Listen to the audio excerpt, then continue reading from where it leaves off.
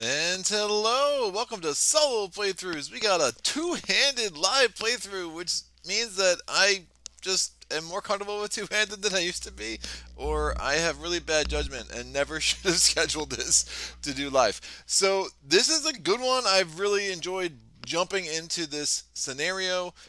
Not really a scenario, this challenge. For those of you who don't know this or didn't read the description of this video, which I already put up, that this originally came in Community Challenge 64 for the subreddit for Spirit Island, which I love that subreddit. Lots of cool Spirit Island content there. And once a week, they put out, roughly once a week, they'll put out challenges. And if there are ones that catch my eye, I'll flag them and I'll come back to them when I can. I think they're already up to Community Challenge 74, so this is obviously from several months ago, and I just emailed it to myself and just had the link to go back. So when I'm looking for ideas for the channel, this matchup really intrigued me. So we have Alfred Wallace. Woo! What better way to spend a snow day than watching a war on a tropical island? Well, first, I'm jealous about the snow day because I freaking love snow and I love the cold, and I want to retire to a snowy mountain and my wife wants to retire to a beach, so we got to figure that out. So glad you could join me. Alfred and Aman Perek is me, the wave. Hello, how are you? So we have Downpour, Drenches the world. Over here in the blue corner, in the red corner, we have Heart of the Wildfire. What a cool idea to put this together. Just a blazing fire, and then the guy who's just trying to make it rain and make it muddy and just deluge the invaders by repeating powers. There's a lot of cool synergies with these cards, and the ability for Downpour to give Heart of the Wildfire the ability to repeat powers, or more importantly, often to get the energy. It's a very cool matchup. Obviously, with France, the number one problem with France is the way that their explorers will tend to build up, especially at levels 5 and 6. And, well, not level 5 per se, more like level 6. Level 5 is the slow healing ecosystem, which is a huge problem with Wildfire, but we'll get to there. But can we get on top of the explorers enough to prevent mass building, or if there is going to be mass building of towns, will I be able to use Downpour's ability to repeat unbearable, no, not unbearable deluge, foundation sink into the mud to kind of wipe out all the towns as they come. Remember, in a two-player game, we only have 14 towns to deal with, and that to play with. If we have to place a 15th town, we lose. That has been often the way I have lost in my challenge, in my tests of this. Before this, I did it once with a friend, and I probably did 4 or 5 of my own. Definitely had more losses than wins. Hopefully we can pull out a win here live. Troy Pfeiffer says, when is the second playthrough of Baseball Highlights happening? We want cyborgs and robots. Not sure. The schedule's really crammed right now. I mean, I'm literally scheduling out through the summer with what I want to do with this channel. So Baseball Highlights, I do want to revisit that video. Was pleasantly surprised at how well that video did, considering how international my audience is. But there's a lot to love about that game. So thank you, Troy, for the request, and I will see about making that happen. Let's go ahead and read through France. I have everything set up on the board. Starting again, this was because of the community challenge. The community challenge said, hey, put Wildfire on board D and put Downpour on board E. I don't know how they go about choosing what they do, but it is what it is. It makes it a little simpler for me. We have our starting cities, obviously, in land 2, along with the disease. The beast in on board D goes in land 3. The beast on board E goes in land 6. Those are the lowest numbered lands without a pre-printed setup icon. And then France is going to add a town in 1 on both boards. It adds a town on the highest numbered land that does not have a pre-printed town icon. That is board 8 on both lands. And then board D tells you to put a town in land 7, and then board E tells you to put a town in land 7 as well. So we have 178, 178 on both boards. The starting blight on board D is going to be in the mountains, and then remember, Wildfire puts 2 starting blight in their starting land of 7 along with 3 presents. And then we have the starting blight on board E in land 4 along with Downpour's starting presence. So France is a giant pain, right?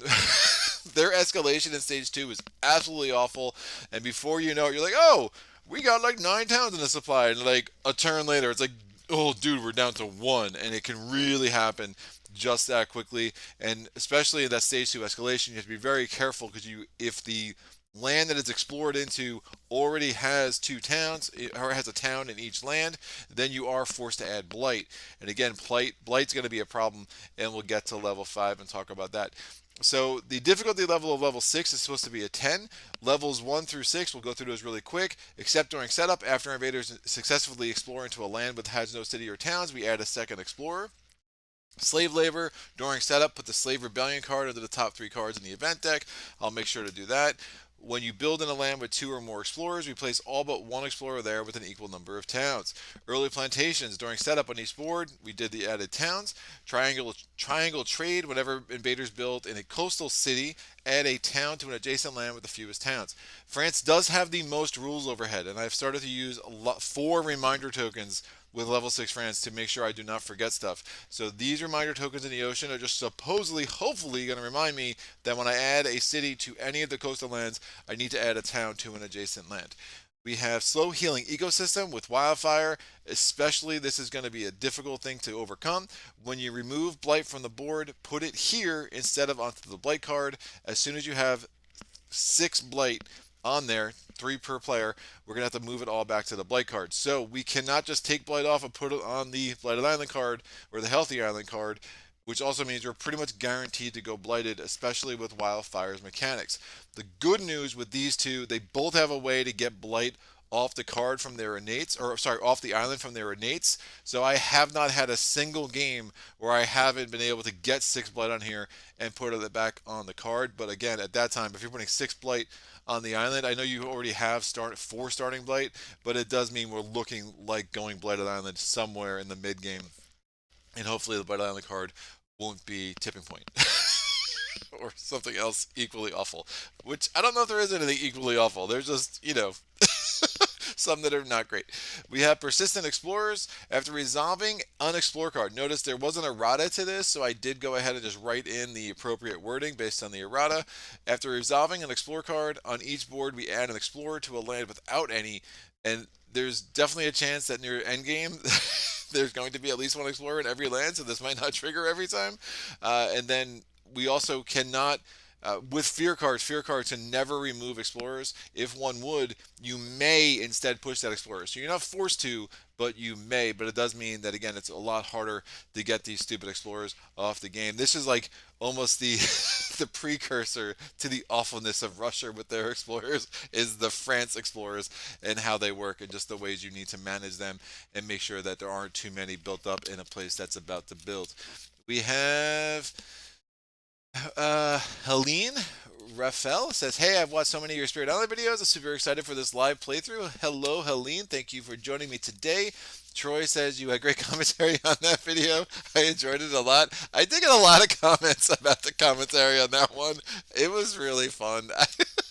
It definitely, I think, tapped into an aspect of me that most games don't, right? Because, with baseball is such a huge part of my childhood, and it is what it is. Super fun. Amon, those tokens are also look so nice. I think I'm going to buy them. Yeah, if you can find them, they're definitely the price has gone up a bit, but I don't think that's changing anytime soon with what's going on with cost in the board game industry right now. They do enhance the feel of the game in a way I really like. The only minor gripe is I wish the strife tokens were bigger, but there are ways to make that work. You just kind of balance them on the cities because you can't really balance the cities on them appropriately. But they're really nice. They're really slick. They have a nice heft to them, and they do bring the table presence up a notch for sure. Ahmad says, "I personally think France is the easiest adversary. Levels 3 to 5 don't do too much, and 6 isn't bad either. In this matchup, France 5 is going to be a pain, of course." When I say France is the easiest adversary, it's funny because when France came out, it was, the early beliefs about the game were like, excuse me. Sorry, trying not to cough in the mic, Greg. Don't do that. The idea was that, this is hard. Like, it was just a different kind of way to approach the game. And I think as the player community's gotten better, the difficulty of France has kind of been nerfed. And just because of experience, and then you also learn how to use the slave rebellion card to your advantage and kind of anticipate it. There is a variant where you can, instead of, you don't like having the slave rebellion card always the 4th card from the top, you could vary it up and make it the second through the fourth. It is what it is. I always put it in the fourth. I mean, that seemed to be the intent of the design. But yeah, there are definitely things about France that I could see why it could be considered among the easiest. I probably put France. Depending on the depending on the spirit. I mean, I think Prussia's still feels like the most straightforward, but of course there's some spirits that just will not be able to operate that quickly. I probably put France and Sweden right in that place as far as win rates go, where you know I find Sweden harder than their stated difficulty. I think France seems about right to me, especially with that the slow healing ecosystem where you really just can't get the blight off the board and back on the card the way you normally would. So, and that again will be our biggest challenge today. I mean that, and you know, maintaining that town supply. I mean, fortunately, Wildfire has a lot of good ways to destroy towns, and then again, you can really make some great turns with Downpour, where you have 5, 6 towns in one land and just wipe them all out by repeating a power and just making sure you have a sacred site there. If it's not a wetland, or just trying to get the towns into the wetlands, where you can, just basically destroy them a lot easier with some of the powers of I always forget the name of that freaking card. What is the card? Foundation sink into the mud. There are some again really nice synergies again with the one card Flames Fury. When you give Flames Fury to Downpour, that can really help Foundation sink into the mud and really help a really problematic land turn into not that big of a deal. I think one of the hard parts I've found with playing this before the video, so we'll see how this plays out now that we're live. Man, and I am just having a really hard time shuffling cards today. All right, is I found this area will often just become an utter disaster for Wildfire. And one of the things with Wildfire is in late game, struggling in late game is getting him around the board, because there's often these places where you're just blight cascading, or blight cascading, which is a problem. So making sure we still have a way to get into land 8, or we find a major power, assuming we have enough energy, that will allow us to do a lot of damage in 8, because 8 will really kind of be that lingering problem that just never really goes away. So I am going to roll the D20 to get the Healthy Island card. That's a 19, not helpful. That's an 11. So 16, 15, 14, 13, 12, 11. Greg can count backwards by 1, people. It's an amazing skill. I'm going to put 5 blight on the card, 2 per player, and then the Eric Royce Loves You blight. I will have a D6 near the Blighted Island card, and that will help me keep track of how many blight I have over there on the Kingdom of France card.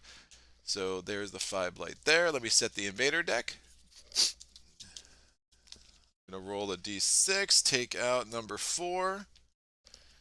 We'll go there. So the France Invader deck is super vanilla. No changes to it at all. I think it's only France and England at level 6 that there are seriously no changes at all to the Invader deck. We rolled a 2, so that's out.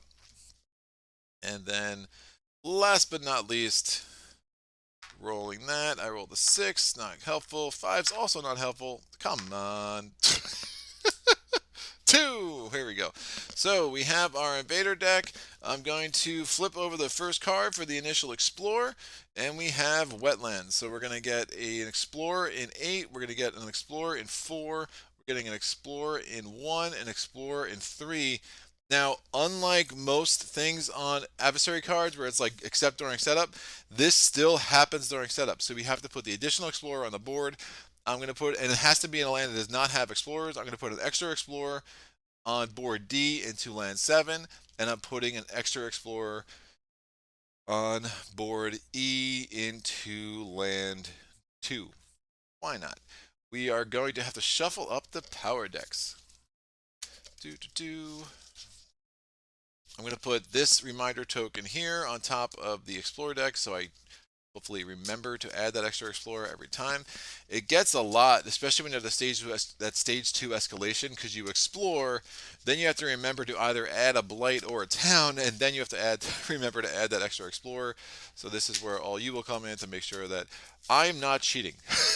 So notice I am using the England high immigration tile. I cover the town supply with that and just put the amount of towns that I can use on top of that. Just one because I would used to put like the town supply off to the side, and then invariably at some point in the game I would absentmindedly grab a town out of the tray and be like, oh wait, why do I have 15 towns in play? Oh, that's not going to work. So it's a good little trick that I have found helpful for me. Do the fear deck isn't awful. This is not a matchup like most of them at this level. You're not expecting to get a Terra level 1 or Terra level 2 victory. I mean, I mean, who really gets Terra level 1 victories very often these days? I will get a most often a win is going to be Terra level 3, and that's something you are going to be needing to work for. I mean, the Fear deck is only a 4-5-5, so you're only having to go through 9 Fear cards to get into Terra level 3. 9 times 8, advanced math, we have to get through 72 Fear, and obviously there's that one Still Healthy Island card that could really mess with our Fear amount for sure.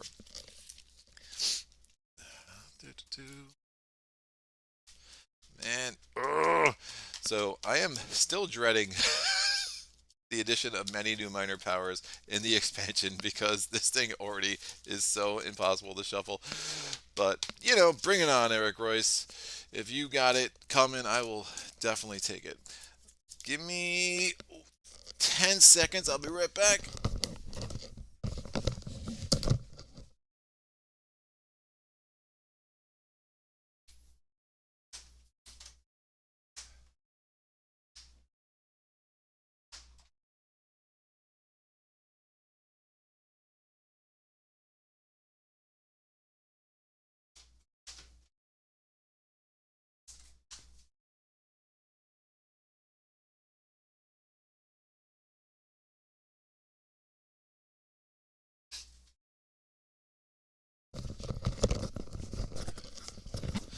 And we're back. Sorry about that. Go get a box of tissues to spare you all from an hour of sniffling. Yeah, sneeze break. Aaron Stevens, hey, I could actually watch some of this live. Good luck. Thank you, Aaron. Good to see you, sir. Helene, sorry, I must have missed STHG. Oh, something. Right. So there is the Errata that came out. Oof, I don't know, but it really has changed the game. There is an extra blight on the card. The reasoning for that is so that the game is better balanced from a player count standpoint. Ultimately, what was happening with the original way the game came out was that the game was harder at smaller player counts because you didn't have as much usable blight. But when you think about it from a usable blight standpoint, so blight that you can put on the island without flipping the card, it's now 2 per player at all player counts, and that's a very significant difference. So for most people who are playing this game at 1 or 2 players, I mean, you were just really having a hard time, especially with these spirits that use blight, such as Heart of the Wildfire, and others, especially in the Jagged Earth expansion. It was just, it's a much better, more balanced experience. Now, what it has done, it's opened up the level 5 and level 6 adversaries a lot more to a lot more spirits. So it's actually a pretty significant break to the game. Alfred sneeze break. Yeah, sneeze break's pretty accurate. It was more like I realized I didn't have my box of tissues near the table, and I was like, "Oh no, I don't know what it is. I will be fine. Feel great, no cold, no nothing." But I started doing one of these live streams, and all of a sudden my nose starts running every week without fail. It's ridiculous.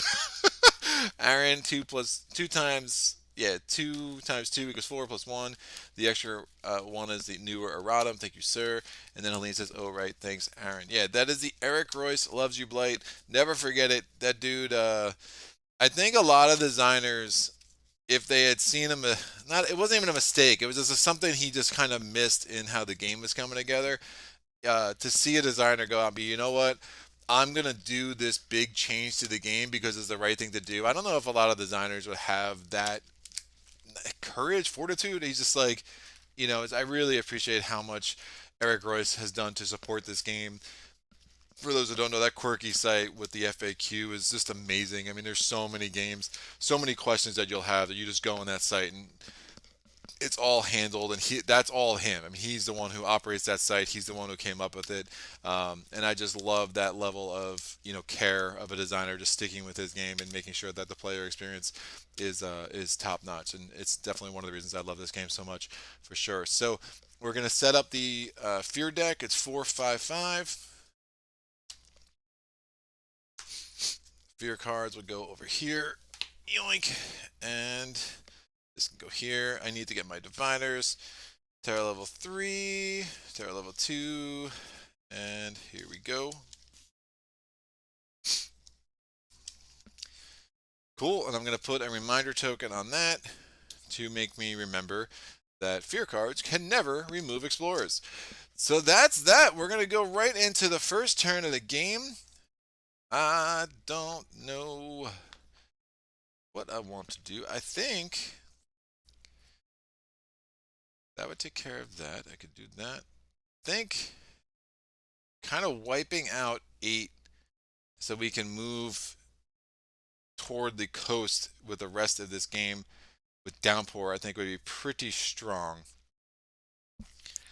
And definitely gives me some possibilities. So I think the best thing to do now is going to be, I mean, both of these spirits, you're doing one card play, the first turn for both of them, so it's a pretty underwhelming first turn, but I think we can still get a lot done and set ourselves up well. We're gonna get some blight in the second turn. That's just the way this game's gonna play out. But what I'm gonna do with Heart of the Wildfire is I'm gonna do growth option 2. So I'm gonna use these green tokens to indicate growth options. I do have the elemental markers there. I'm gonna use these dice to keep track of elements, and then I have 2 sets of tokens here for Downpour Drenches the World. I use the orange to indicate when I've used the move of presence ability, which you can do during the spirit phase. And then I'm going to use these purples to indicate how many pairs of waters I have to make sure I'm tracking that. So I just find that it probably looks a little insane, but it's for my brain. It's how I make sure I don't screw up any of my abilities with Downpour. So I'm going to add a presence. Remember, special rules with Wildfire. When you add a presence, you do 1 damage per fire element you have. So I'm going to go bottom track here. I could do 3 away from where I have presence. I'm going to go all the way to 3. 1 damage. I destroy that explorer. Make sure they're not going to build. Remember, I do have a little bit of a problem with here in 1 because they're going to build in 1. And when France builds a city in 1, I'm going to get a town and adjacent land. I don't really have much I can do about that. I'm just going to kind of let that happen. But I'm going to gain a power card. Obviously looking for a fire like that. Purifying Flame. 1 damage per blight. Woo! If target land is a mountain or sand, you may instead remove 1 blight. That is super awesome. I don't know how we do better than that. Weep for what is lost. 1 fear per type of invader present. So obviously max 3 fear because explorers, town, cities. Push up to 1 explorer or town per blight. Don't hate that. Also has a fire. Clearly not as good as Purifying Flame, especially with that plant tag. Uncanny Melting. We have, if invaders are present, 1 fear. If target land is a sands or a wetland, remove a blight. And we have Enticing Splendor. Gather 1 explorer or town into a land that doesn't have blight. Well, that's not going to happen. That's just not a thing that we're going to worry about. Purifying Flame it is. That's a ridiculously good power card draw to start this game. And then I'm going to play Flame's Fury. I'm not going to get any energy, and again, you probably should do growth and then the presence, but I'll try to keep this regimented and ordered, or be a little clear at least what I'm doing. So I did the growth with Heart of the Wildfire, and then presence track, I get 0 energy, and then card plays, I have 1 card play. I'm going to play Flame's Fury. I'm going to do my element check. I have 1 fire. No, I'm sorry, 1 plant. I have 2 fire, and nothing else really matters. So that does unlock the first level of Firestorm. Let me go to Downpour.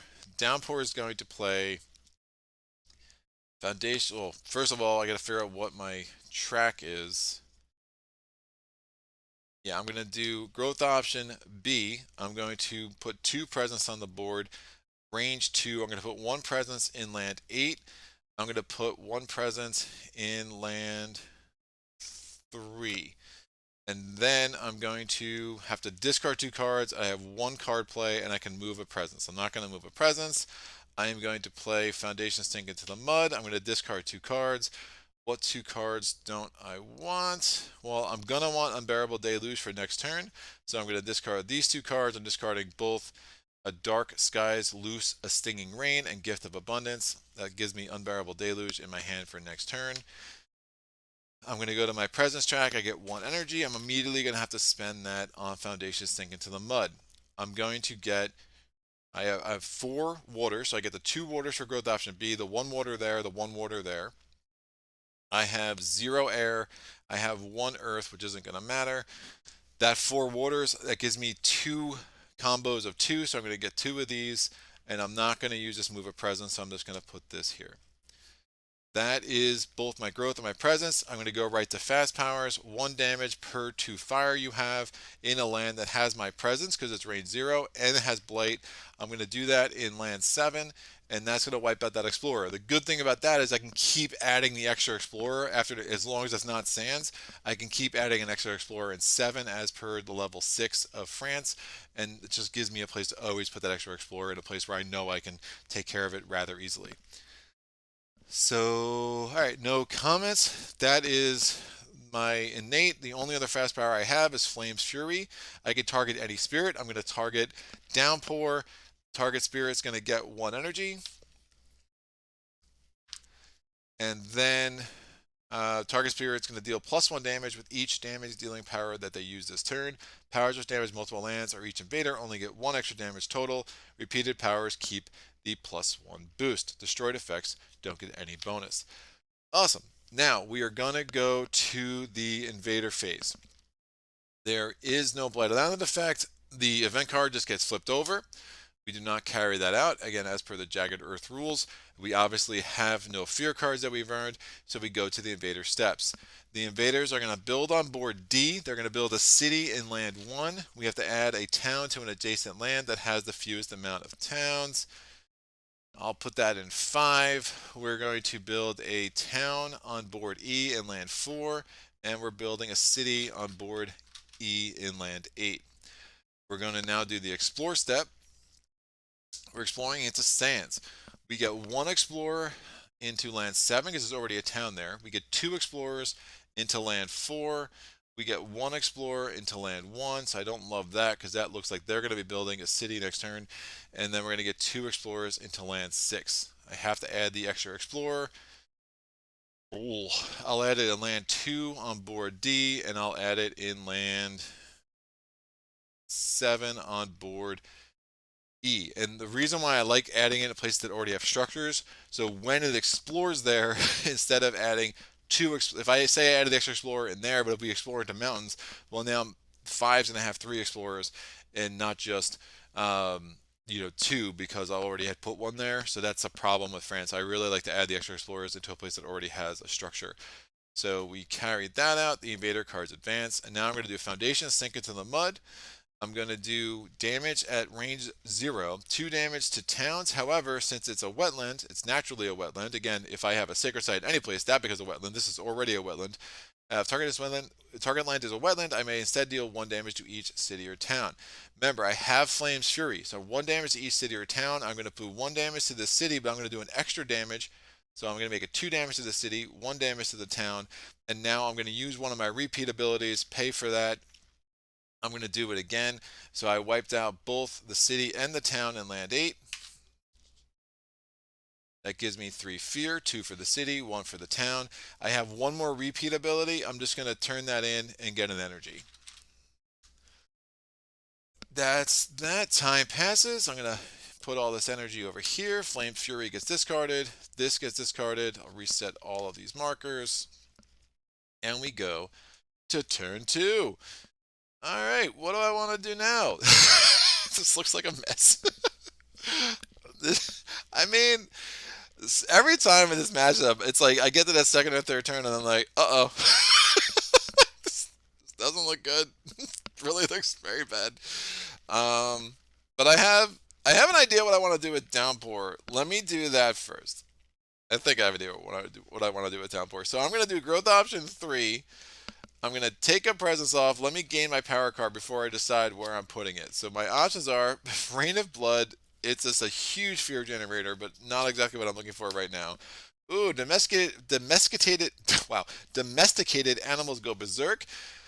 That would be an amazing Wildfire card. I love the Defend 5, but it doesn't have any of the elements I want with Downpour Drenches the World. We have Elemental Boon. Oh, target spirit gains 3 elements of their choice. If you target another spirit, you gain the chosen elements. Oh, that could be very strong.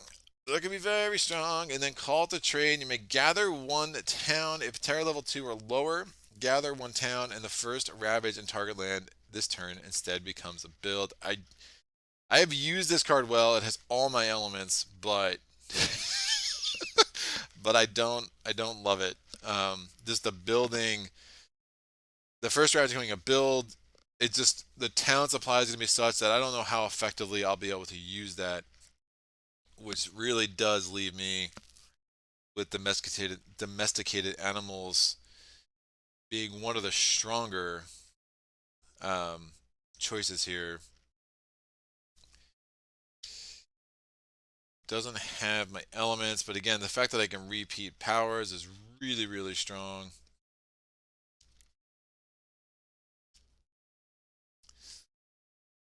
But I don't know if that makes much sense. It almost makes more sense for next turn than this turn. And the other option is I go Elemental Boon right off the bat. That could give me some really strong possibilities for this turn. One of these I've really grown to like with Downpour, if I can get a Dahan movement card early, it there's some really nice tricks to that. I'll take Elemental Boon, and that'll be an early candidate to drop. I'm just so tempted to take domesticated animals, but I think Elemental Boon's gonna help Wildfire too much. So I'll take Elemental Boon. This goes out, and now I'm going to add this presence into land number. I'll add it into 3. So it doesn't give me anything in 1 yet, but that'll be fine. And then I have 2 card plays. I have the ability to move a presence. I will move this presence here just to get it closer to the action. Don't really need it in 1 right now. 6 is probably going to blight unless the fear card allows me to do something to those explorers, or the event card allows me to do something to those explorers. And I gain 1 energy from the growth option. I gain 1 energy from the presence track. I have 2 card plays. I'm going to play Unbearable Deluge and Elemental Boon. We're going to do an element check. Not counting an Elemental Boon at this point, we have 2 waters, 1 air, 1 earth, no plants, but again, that might change in a second. So we're now going to Heart of the Wildfire. I'm going to do growth option 3. I'm going to add a presence from the bottom track. That's going to give me 2 energy plus 1 because of the fire that's showing there. So that's 3 energy. Not sure where I'm adding that presence yet. I don't gain a power card. I get to... I could put something there, just wipe out one of those guys. That's probably smart. These those Dahan are very not going to survive. Yeah, I'll put this. I could put it there too.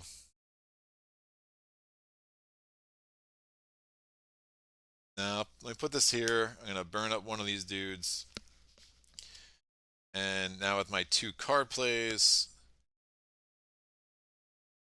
I want to get 2 plants on the board.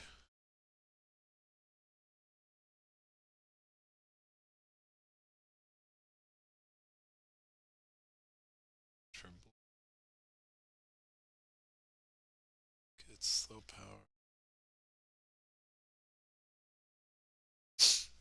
Well, Elemental Boon's gonna let me gain some stuff. Maybe that Purifying Flame. What's building? That's building. They have 3 energy, not 4.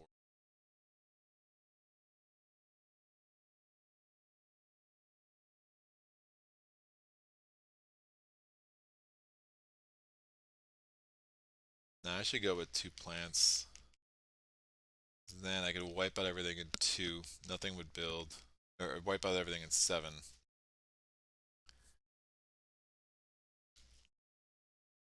Really need to get more blight on the board. So I don't want to play Threatening Flames. I kind of want to play these two, but that's not going to work.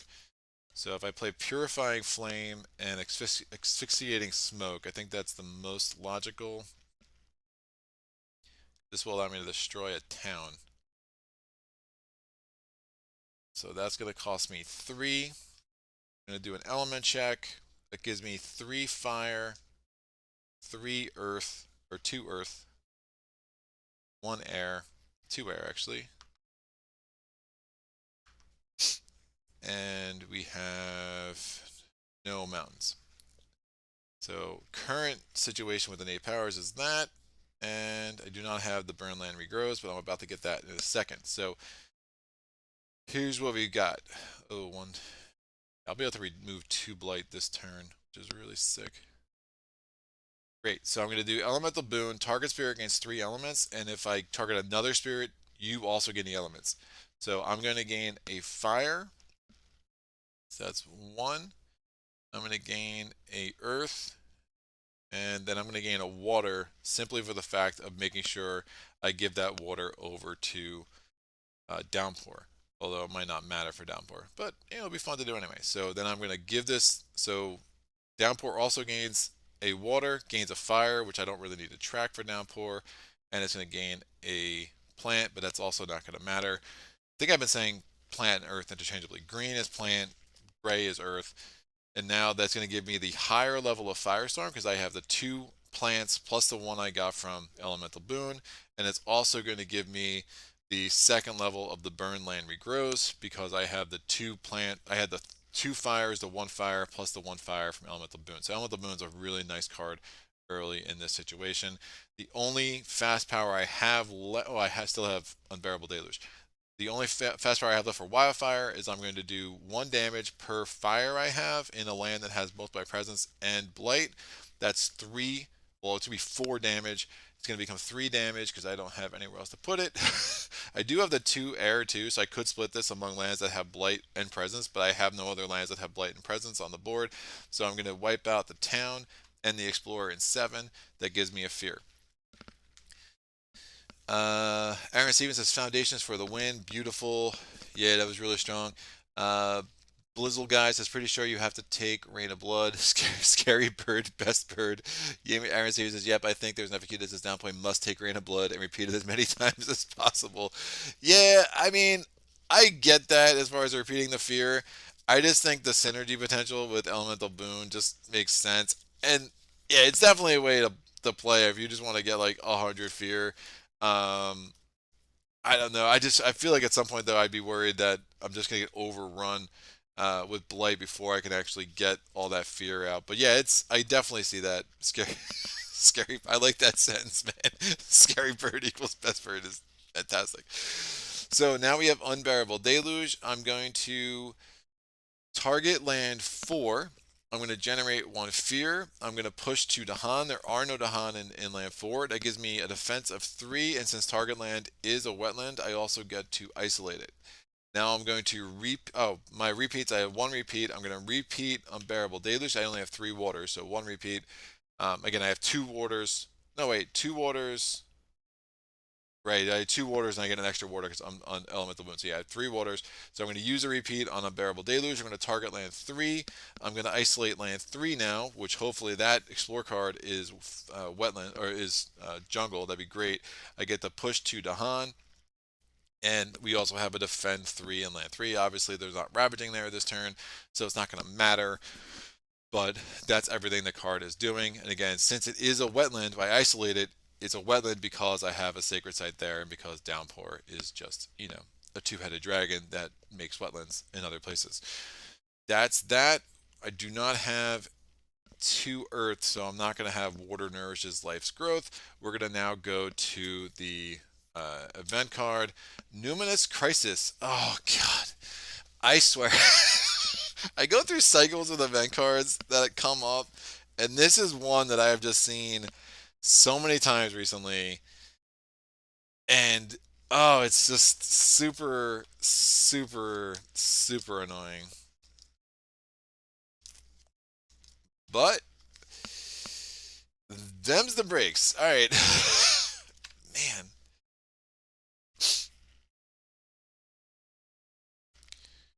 That goes down. One card play. And I'm going to have to make it work. So here we go. Numinous Crisis. The spiritual energy of the island weakens as life's connections grow ever more tattered.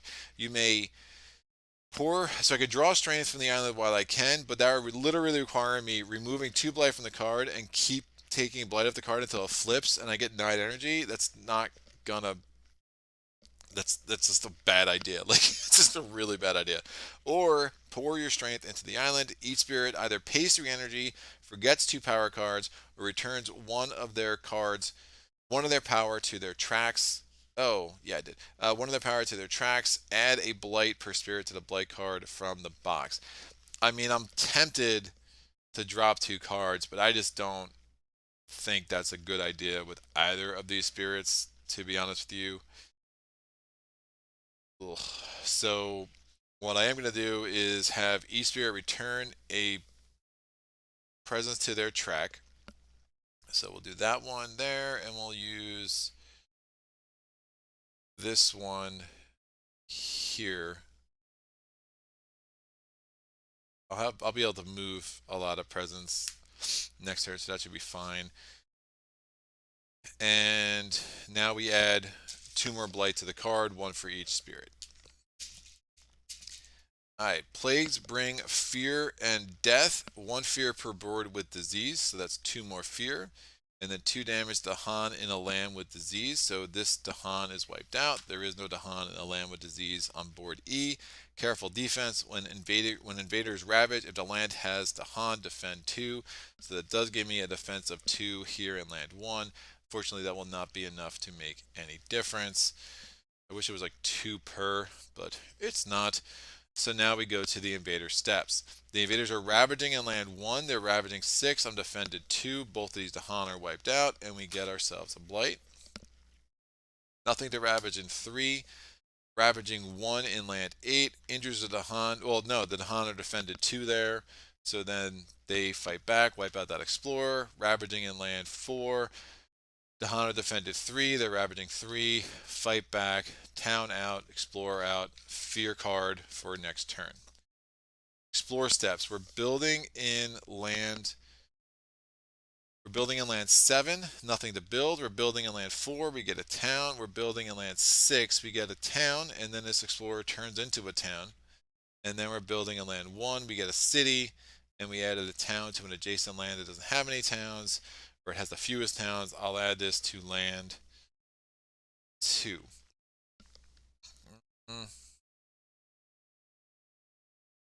Do I just do it to 5? Nah, we'll do it to 2. I want to try to wipe everything out there soon anyway.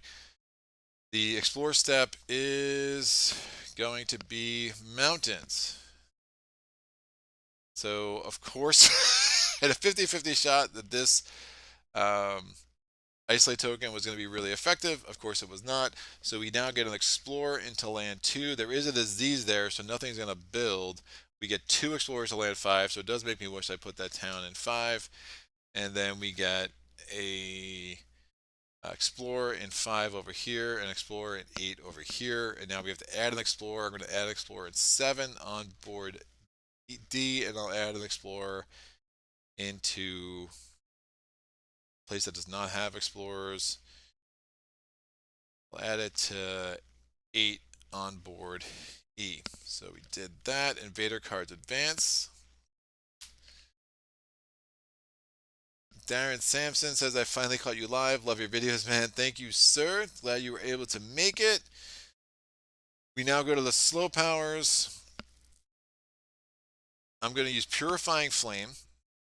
And if target land is a mountain or sands, I'm going to be able to remove a blight 1 away from where I have a sacred site. I'm going to remove this blight. It goes over here, so I have 1 blight on the slow healing ecosystem. The burn land regrows. I can remove a blight from a land where I have presence. It's, again, normally if target land has 2 or more blight, remove 1, but I had the enhanced level, so I could remove, it doesn't need 2 or more. I can still remove 1, but again, the only place where I have presence and blight is over here. That will change soon, obviously. So I remove that blight, that goes over here. That becomes 2 on the slow healing ecosystem die that I have right there. Asphyxiating smoke, I'm going to generate a fear off the top, and then I'm going to destroy this town, push a Dahan. There are no Dahan there. That gives me another one there. Oh, by the way, one thing I forgot to do, when I added the presence to 3 at the start of the game, I needed to push this dude. I would have just pushed him into 4, but then I added the presence there. So I'll push this into 5. That's right. So whenever you add presence as Wildfire, all the animals have to be pushed. The Dahan are optional whether or not you want to push them. So actually, let me just push that into 5, 6. I'll push it into 5. Why not? Now I'll push it into 6. I didn't know what that card was going to be. I would have gambled it would have been jungle. So that comes off. That's another fear. So that is 3 fear, right? I didn't cheat with the fear, did I? 1, 2. Did I give myself an extra fear? Someone's going to tell me if I gave myself an extra fear. I can't remember if I did 2 or not. Fear, fear. There would have been 1 for killing the town, 1 fear off the top. Just can't remember how I got to 8. I must have got to 8 when I did that. I generated any fear since other than what I'm doing now? I don't think I have. I don't think I have because nothing else was destroyed town-wise. Yes, I must have generated both fear. If someone sees something else, let me know. Great. Time passes. This goes here. Yoink. And now we can take all the defense dice off. 2 isolate tokens come off. I really wish that card was jungles and not and not mountains. But them's the breaks. Oh man, I'm really tempted to just punt a turn with Downpour here, but I think I need to reclaim.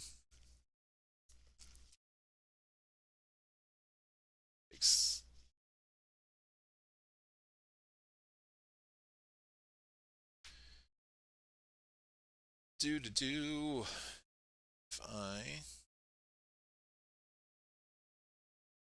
I might top track this already because I have the extra blight to play with, and I think if I try to keep this, I have the extra blight and I have the extra blight removal. So if I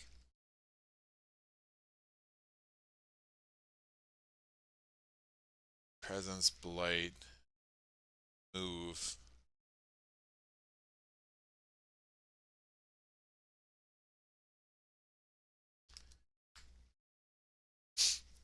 it'd be a weird. But if I top track it, I only have 1 card play. Oh, it sucks. I top track it next turn. What am I? What am I doing to destroy things in a fast power phase? 1, 2, 1. Oh, that could work. I can make this work. So I'm gonna do growth option 3. I'm gonna put this in here, do 1 damage. I'm gonna get 3 energy. I have 2 card plays again. So that's gonna cost me 2. I'm gonna do my element check. I have 3 fire, 1 air, 1 earth. It's gonna be not gonna be able to heal this turn, which is gonna have to be fine. That's gonna give me this. It's gonna be the first level of. Oh, actually, I don't even have the 4 fire, so that doesn't matter. So I have the first level of Firestorm. Gonna go over to Downpour. Downpour, I think, needs to reclaim. Just giving me 1 card play this turn. Numinous Crisis just continues to torment my life. So that's gonna be a blight. That's gonna be a blight. There's a lot going on here that I don't love.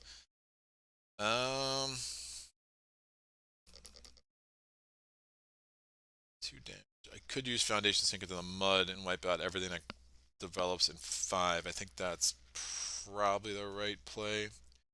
Don't even need a wetlands there, to be honest, because it's only going to be 2 towns. I do need a presence there. So I'm going to do growth option 1. I reclaim cards. I'm going to get power cards. So I have Scour the Land, destroy 3 towns, and all explorers. Add a blight. If I have 3 air, that could be fast. Animated Rack Root. One fear, destroy one explorer, add a wilds. We have gift of living energy. Target spirit gains one energy, plus one energy if target spirit is not yourself. You can target any spirit with that. If you have at least two sacred sites, target spirit gains plus one energy. And then lore of the unknown, gather an explorer or a town into a land without invaders. Uh, well, scour the land is absolutely tempting.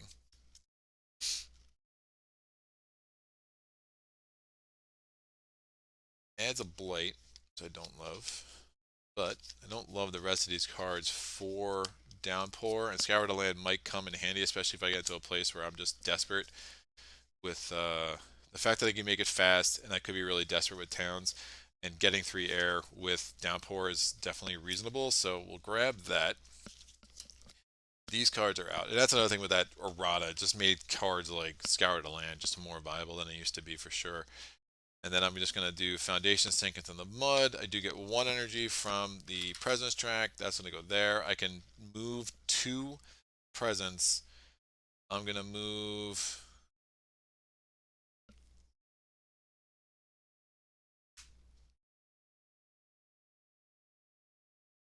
Yeah, 2 more Blight on Downpour's board. That's fine. I'm going to move 1 Presence into here. And I will just not move the other Presence. I don't really have a pressing urge to at this point. So I'm just going to waste that moving of Presence. And my element check is just 2 air. Or water. It's like air. It's just different.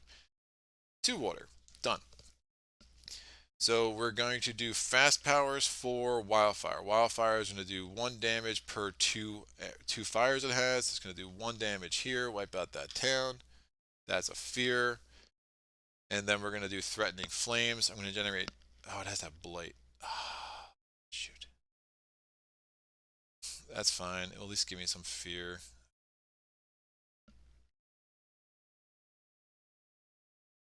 Yeah, that's fine. I'm going to do 2 fear off the top. I push 1 explorer or town per terror level 1. So this guy can move, and I'll just move him into land 6. Maybe the beast will pick him off. Hopefully the explorer card is not jungles. Do not have flash fires, so we're done over here. Oh, I think only 2, not 3. Yeah, only 2. On France difference, I had to leave, but I'm back now. I find it around Sweden diff at 8 is also the easiest adversary to double adversaries because you get more than 7 towns, right? Wait there, 14. No. No. I think not. So Aaron just redacted that. All right, we're good. Redacted? No, retracted. Not redacted. Retracted.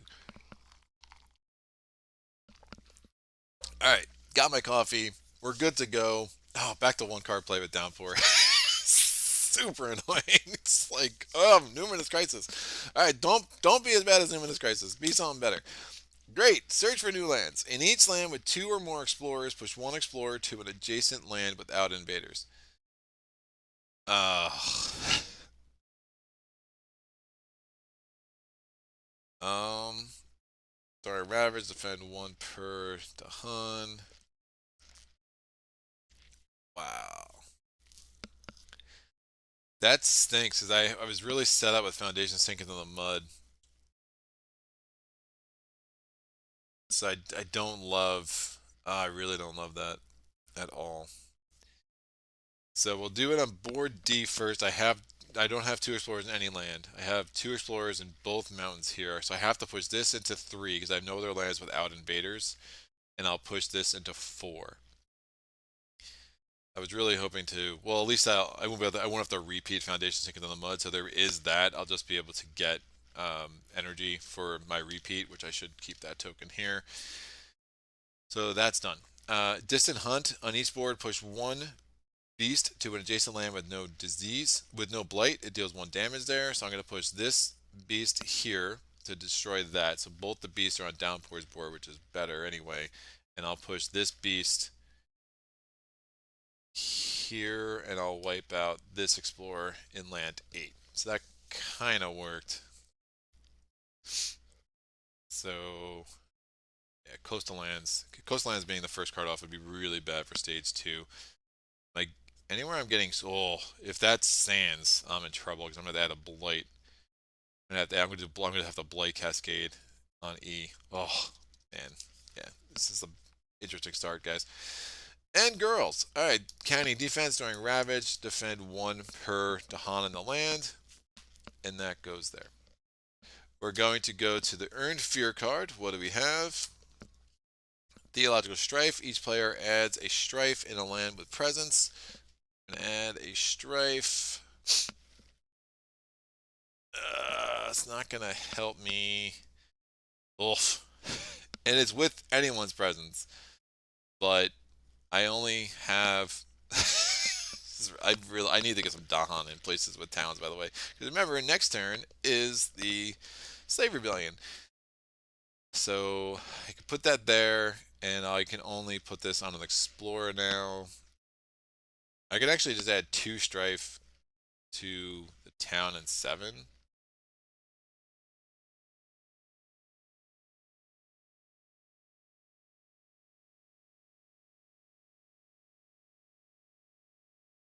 Strife in a land with presence. I'll add this in 1. I'll add this in 5, I mean. I think that will make some sense, and I might be able to use that to my advantage next turn, especially with rain and mud suppressing conflict. Yikes. Alright, we're going to go to the invader steps. Ravaging. We're getting a blight in land 1. This poor Dahan is out. We're getting a blight in land 6. Nothing in 4. Well, 1 damage in 4, not a deal. And nothing in 7. We're building in mountains. This disease comes off land 2. We do get a town in land 5. I don't want to do a strife there. I know I'm going to destroy that town anyway. I will put this in. I'll put it in land. That just also seems silly. I will put this in land 4 because I have nothing better to do with it. Or I could just add it on this town too. We'll do that. We'll add it on another town over here. So I have 2 on that town. Great. So we added the town in land 5. We're adding a city in land 5 on board D, and we're going to add a town in land 8 on board D. Explore step, not sand, so that's good. We're going to get 2 explorers in land 3, 1 explorer in land 7, 2 explorers in land 6, 1 explorer in land 2. We're adding a town because of the escalation into 6. We're adding a town because of the escalation into 3. And then we're adding the extra explorer on board D into 7 and the extra explorer in board E into 8.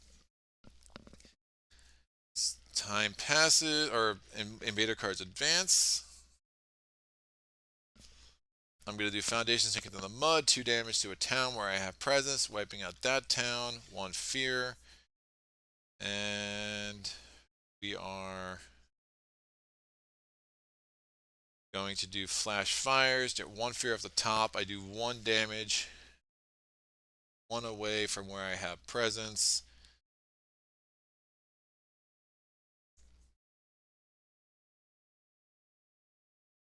I will wipe out. It's not going to be a thing.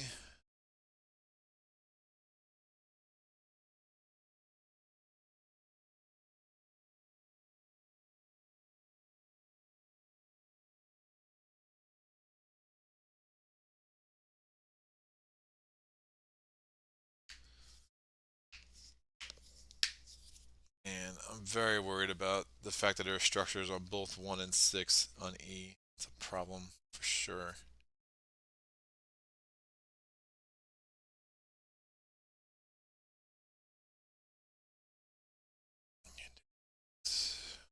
I will wipe out this explorer in 6 with flash fires. I generated the fear already. I'm going to use this extra repeat power that I have and just get 1 energy for Downpour. And that's all I got. So time passes. These go here. This goes here. We have to reclaim with Wildfire, so we're very much delayed here. This means I can't even add a presence with him. Yikes. Yeah, Numinous Crisis has really thrown my rhythm off. Don't think I accounted for that enough. Unless it does gain a power card. I mean, that's tempting. It's tempted as gain a power card with Wildfire. Just play one card. Kind of delay things a little bit here.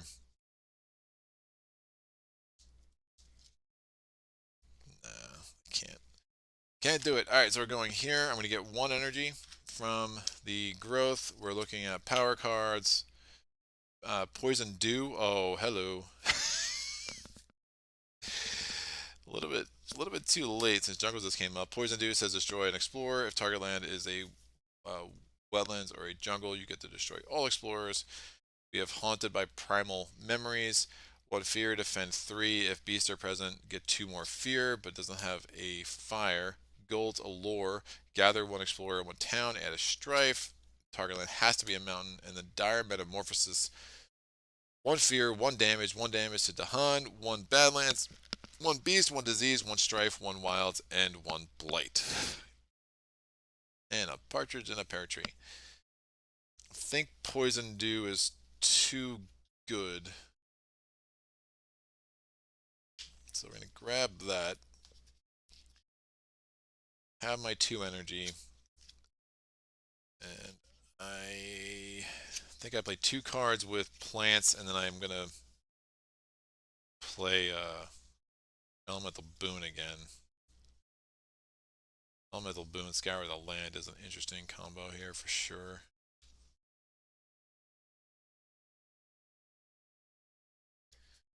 What's Ravaging?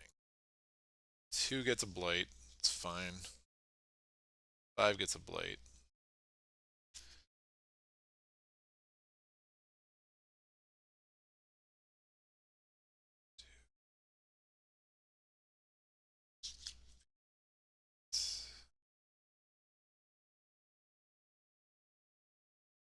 I could get an air.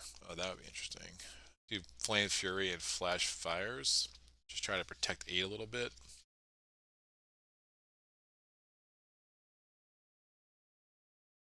Adding 2 more Blight, but I'll be able to heal. I think that's an idea. Alright, so I'm going to add 2 presents over here as Downpour. I'm just going to have to get more presents back on the board. So I'm going to do top and bottom. I can put that anywhere. I have to discard 2 cards. It gives me 2 water right off the bat. I know I need to play Elemental Boon, and I think I play Scour the Land, because I'm not trying to defend this stuff right now.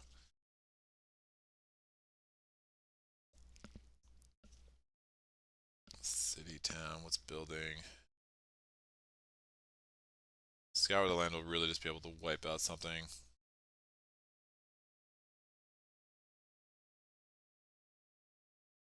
This game definitely got away from me a little bit. The coast is just garbage for Downpour's board. I will play, well, I get 1 energy from the presence track. Before I forget, I'm over here.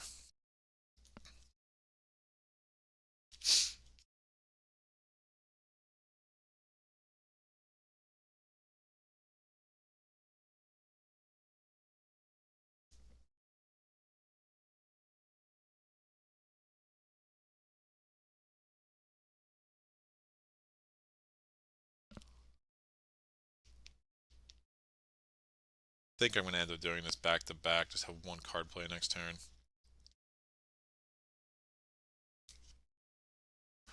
Alright, Scour the Land and Elemental Boon.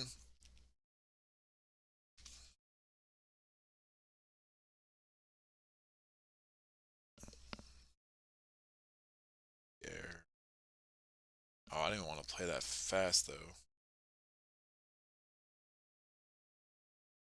I can't defend. I mean, this rain and mud suppressed conflict hasn't really done much for me.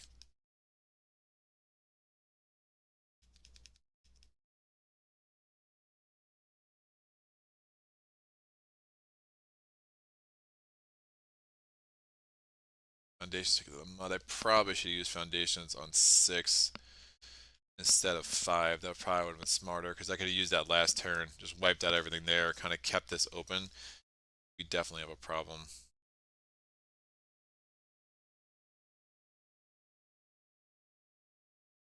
Strong.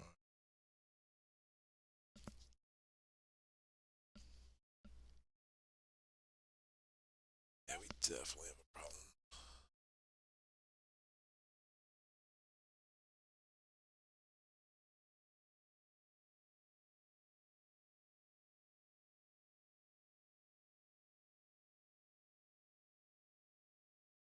Just don't have enough card plays. Not have enough card plays. One fear away from a fear card. Alright, we're gonna do this.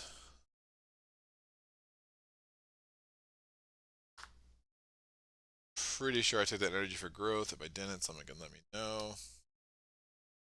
I had 3.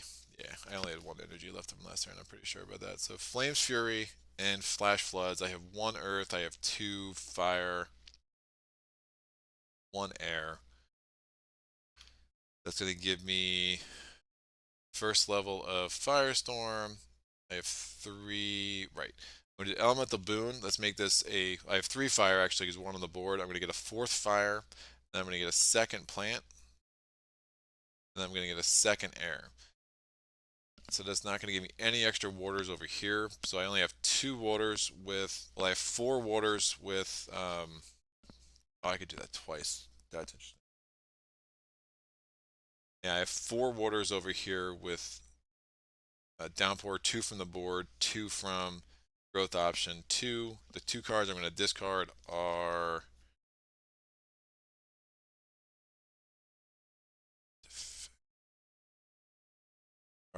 Dark Skies, Loose the Singing Rain, and Gift of Abundance. And we're going to get we got a fire, air, and an earth. None of that's going to help me very much, so I'm not even going to keep track of that.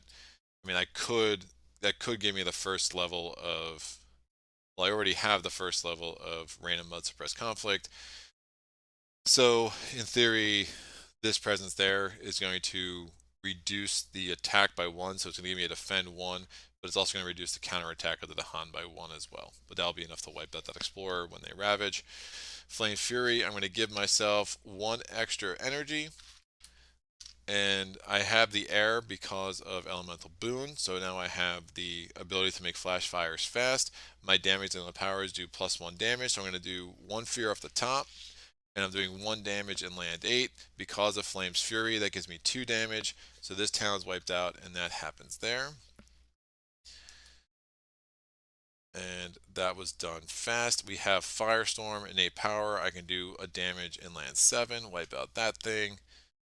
Will I survive the build? 1, 2, 3, 4, 5, 6. Maybe not. I might not survive the build. I think I'm going to run out of towns. Unless the event card helps me. So hopefully I get a little bit lucky there, but it does mean I'm probably going to have to choose the blight option for the escalation in the way I don't love. I also have the 2nd level of the burned land regrows. So that's done. All fast powers are done. Event card, Slave Rebellion, which is absolutely not helping me anywhere. That's was just didn't have the Dahan movement and didn't end up with the towns where I really wanted them to make that work. So that stinks. I get to add a Dahan. I get to add a strife to a town on each board. I will add strife. It's not gonna matter. Oh, they have 1 Dahan there. Ah.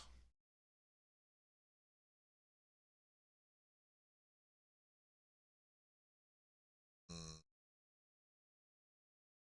Did not have enough. Oh, I'm gonna move presence too. I could move 1 presence. Let me get this presence out of there. Make a sacred site. Inland 5.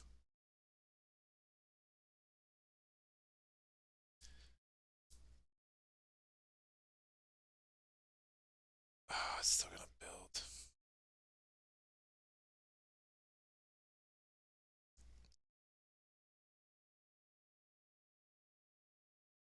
Yeah, it's not good. Wipe out 6 and 1 maybe. thinking of Scour the Land if I repeat it.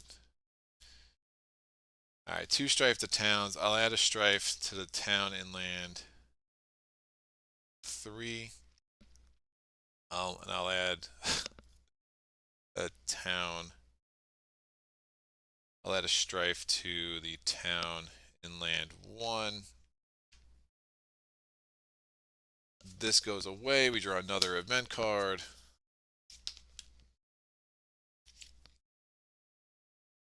Cultural assimilation. We are in tier level 1 on each land with exactly 1 Dahan that has or is adjacent to a city.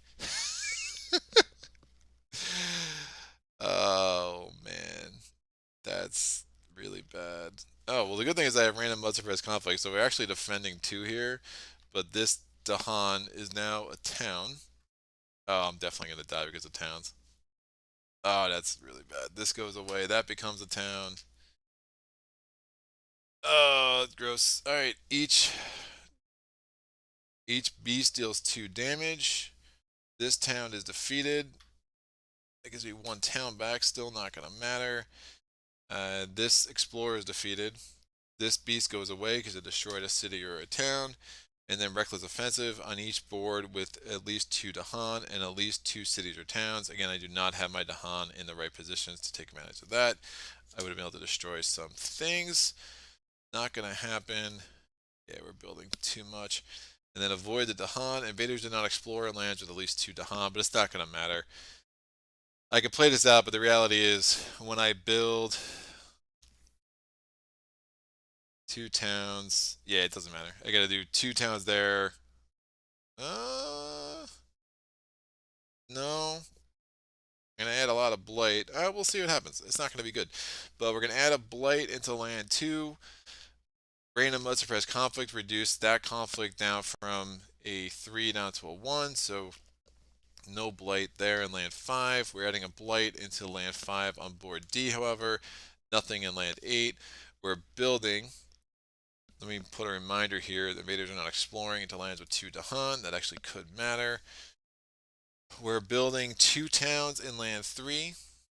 We're building a city and a town in land 6 because the explorer becomes a town.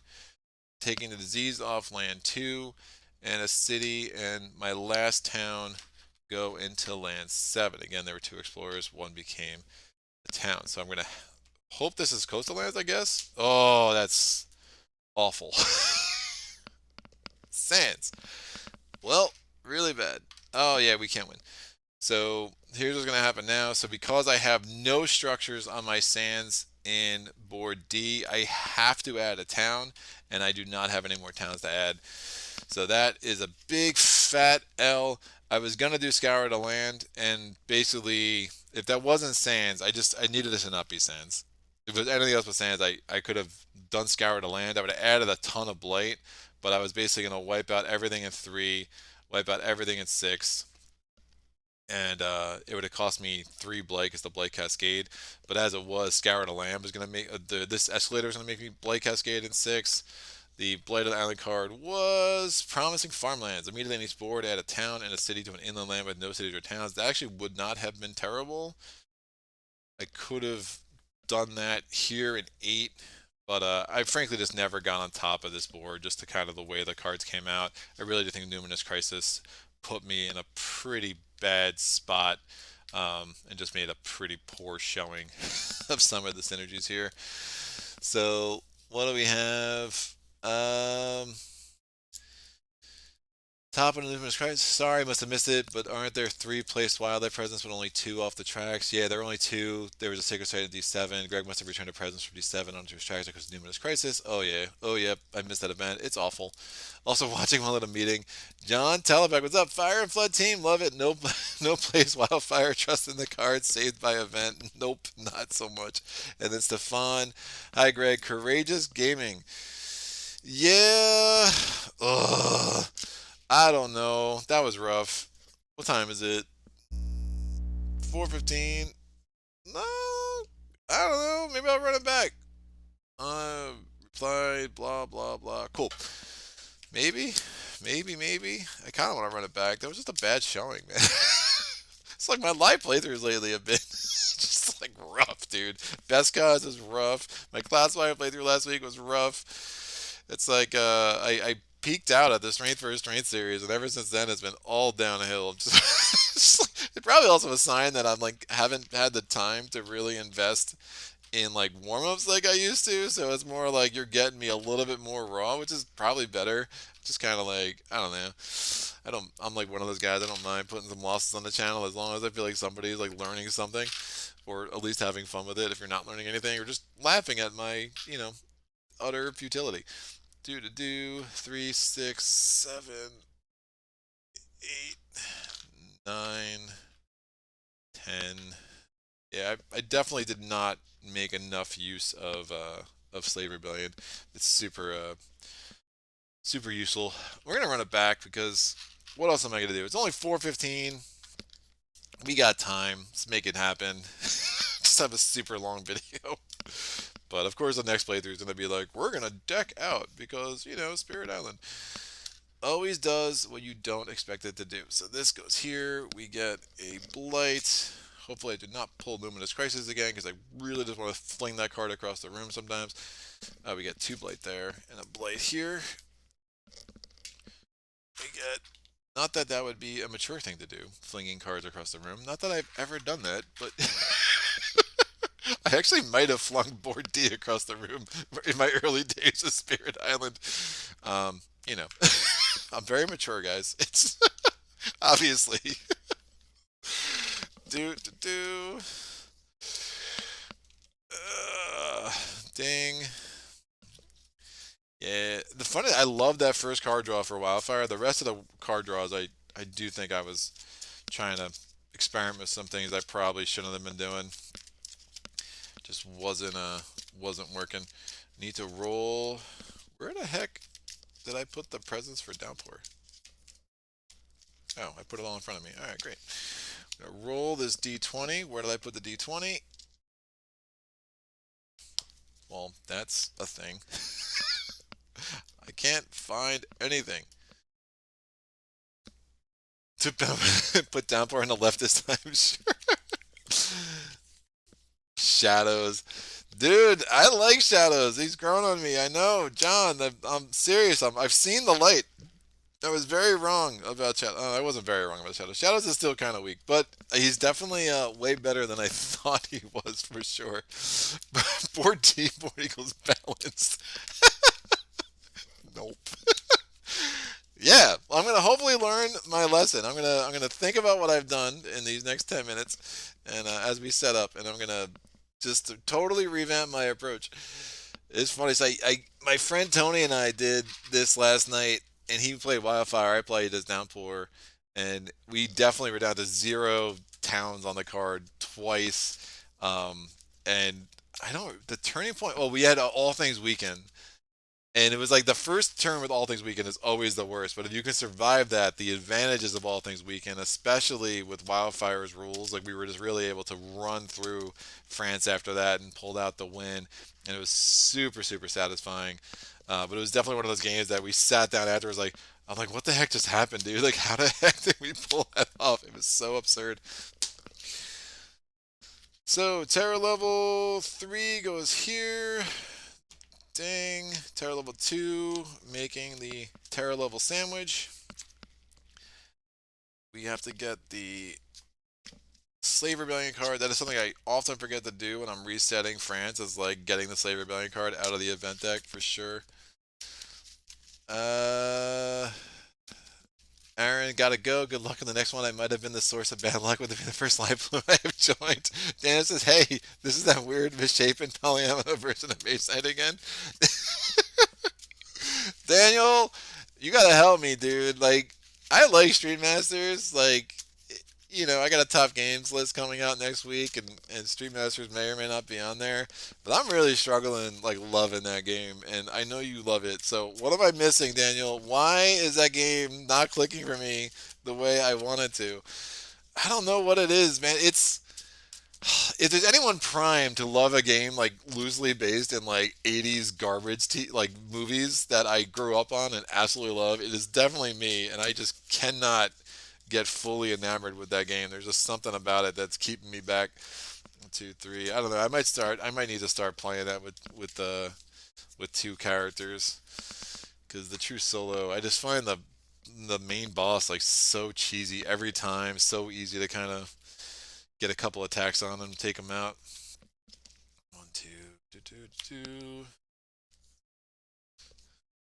All right, there. All right, Terror level stage 3 cards. I probably could have just left the 5 that were there from the last game because not like we came close to those suckers. This goes here. Good thing is I will not have to reshuffle the major power deck. Of course, out of the 2 power decks, that is the easier one to shuffle. But, you know, is what it is. That goes there. We're going to get our starting beast and our starting disease. Beast, disease, starting beast, starting disease. Oh, yep, beast, disease, town, town, town, town, town. Strife comes off. See if I can actually set up a much better slave rebellion this turn. I think I've said that a couple of times. I still gotta find my D20, guys. I have an extra. Alright, well, I give up. You're somewhere on this table. Not findable. Here's another D20. 13. So 16, 15, 14, and 13. You can still count down from 16 by ones. Super impressive. Street Masters, how should I know? Never even heard of it. You might confuse me with someone. Daniel's got jokes, people. Dude's got jokes. Now you're gonna make everyone think like this solo plays this guy. He doesn't know who he's talking to. Whatever. All right, ding and ding. All right. I think everything is set except for the city on board E. This beast goes away. I need a starting presence for Downpour. So by everything being set, I mean nothing is really set. Oh, did I put the Slave Rebellion card in the right spot? I think I just shuffled that sucker right back in. Like a goober head. 1, 2, 3. Slave Rebellion? Oh, okay. I did it right. Look at me. Just think of a number from 1 to 20. It's not a bad idea, John. I'll just poll the group. Next time someone else give me a number. Oh, that'd be great. First number right here. Oh man, now the scary part about running these back is like if I just do terribly again, it's just like an utter back-to-back dud of a video. I think the one time I ran it back that was like super satisfying was my serpent video. I don't remember who they were against. I was a serpent. I think it was like level 5. It's a serpent level 5 against Scotland, Sweden, maybe Scotland, maybe I don't know, but I definitely ran it back, and that was a super fun run back. But that was before the Strength for Strength series and everything. That was a long, long time ago. But just think of a number. So hopefully this is shuffled. Hopefully Numinous Crisis is not on the top of the event deck, and we'll get this party started. Take 2 for the first time. We got to do the initial explore. Why does something look wrong? Nope, nope. 3. Nope, this stripe should not be there. Something looked wrong. I think I'm missing some Dahan, maybe? Yeah. No, 2, 3. One more there. There you go. So that's 6 Dahan there, 6 Dahan there. 3 towns, beast, disease. Yeah, okay. Everything else is absolutely right. Initial explore is signs. So we get 2 explorers into 6. 1 explorer into 1. Oh, not 2. No, it's not during setup. So 1 explorer into 6, 1 explorer into 1, 1 explorer into 4, 1 explorer into 7. We have to add an explorer on both boards because the special rule still applies even during setup. So I'll add this explorer into 8 on board E, and I'll add it into 2 on board D. I think I'm going to do the same thing I did last time. I think it's even especially more important with the fact that it's sands. So I do like that opening with these two spirits. I think the rest of what I did was it's some just poor execution, and I do think that opening might have been not as good when you're dealing with the wetlands, because wetlands just tend to be a little bit easier for Downpour to deal with down the road. But letting that become a mess would just be generally a bad idea. So I'm gonna do again same opening. I'm gonna add a presence, bottom track, bam, burn that dude up. I think like old Star Wars movies when the stormtroopers make those ridiculous sounds when they get shot. Every time I do the wildfire thing, I don't know why my brain has that connection. It just does. Again, I'm not normal. I'm gonna gain a power card, animate a wreck route, one fear, destroy an explorer, or add a wilds. Ooh, that could be nice, but presence. It has no range, so that's like one major mark against it. We'll see. Set them on ever twisting trails. Oh, good old finder card. Make John really happy. Gather a push one explorer. Isolate the target land. Does not have a wilds. Elemental boon. I think we've been there, done that. I actually find elemental boon better when it's in Downpour's hands than when it's in Wildfire's hands, and terror turns into madness. Alright, animated recruit for the win. Animated recruit for the win. Comes here. More for the wilds, I think, than for the destroying one explorer. Although that could definitely also be helpful. And then we're going to go with some Flames Fury. We get no energy. We do have...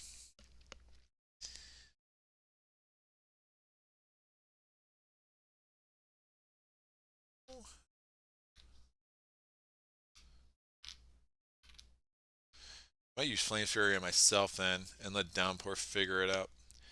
Yeah, I kind of like that better. We're going to do elements. We're going to have 2 fire, 1 on the board, 1 on the card, 1 plant.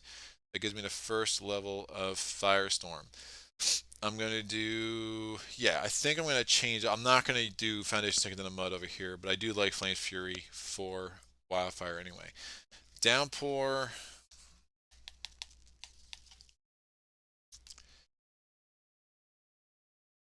That could be better.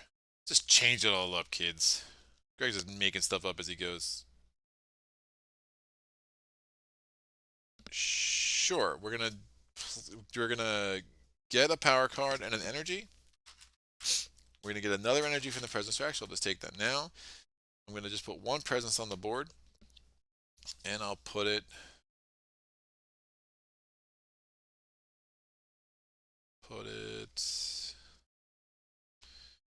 in. That's not a presence. I'm gonna put this in 5. I can move a presence, not going to, just gonna fill that up. I'm gonna gain a power card still. Pact of the Joined Hunt. Target spirit gains 1 Dahan. It's one of their lands. 1 damage in that land per Dahan present. Could be good. Guardian Serpents. Add a beast to one of target spirit's lands. If target spirit has a sacred site there, defend 4. Don't hate that. Again, just doesn't crush me on the elements. Delusions of Danger, push an explorer, or 2 fear. And then finally, encompassing ward, defend 2 in every land with target spirit has presence. Ooh. That could really combo well with rain and mud suppress conflict. Especially with the ability to move presence around. I like that a lot. Let me grab that. Yoink. Love a good defend card. And then I'm going to play, for my 1 card play, Dark Skies, Loose a Stinging Rain, which I don't think I played once in the last playthrough, which is probably a mistake. We're going to put that there. I do have 1 air, I have 2 water, and nothing else really matters. So it gives me 1 repeat. I'm going to, so I have to target a land 1 away from my have presence in a wetland. I'm going to target land 6. I'm going to push up to 1 explorer. Let me push this explorer into land 8. And then I'm going to isolate land 6. And that's fine. So we're not going to be building there. Could repeat and try to gamble a little bit and see if I can't prevent another explorer. I mean, it would make sense to do on like 3 or 5, but again, I'm only going to hit 1/3 of the time, so like how gambly do I feel? The other thing I could do, however, is if I actually isolate land 7, I would prevent there from being a source in only land 4, but I would also prevent the Explorer into land 7 as well. So that's also kind of tempting. Let me repeat it. Why not? Because if I prevent a source into land 4,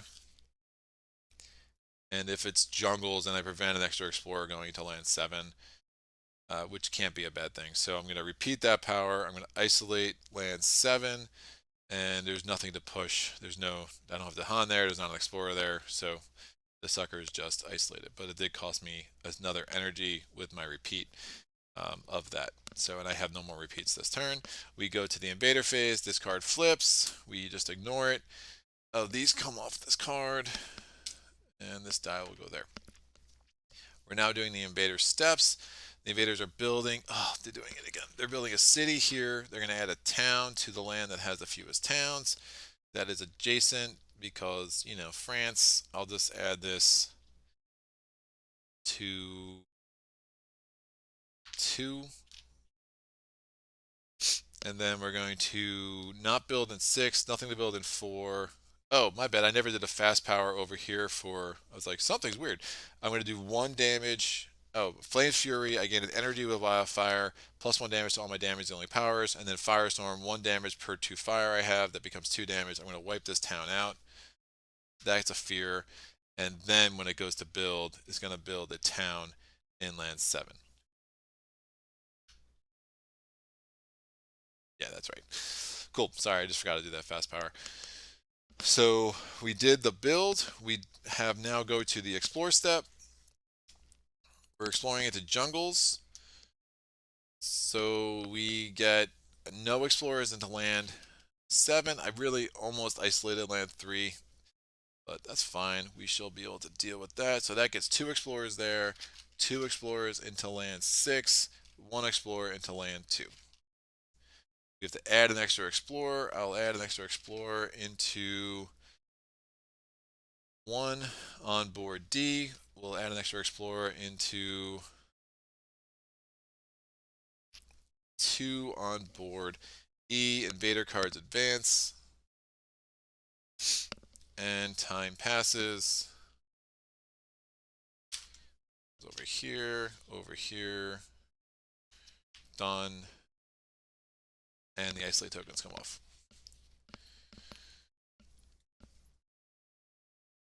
Daniel says, for once I'm actually being serious. I'm not that Daniel.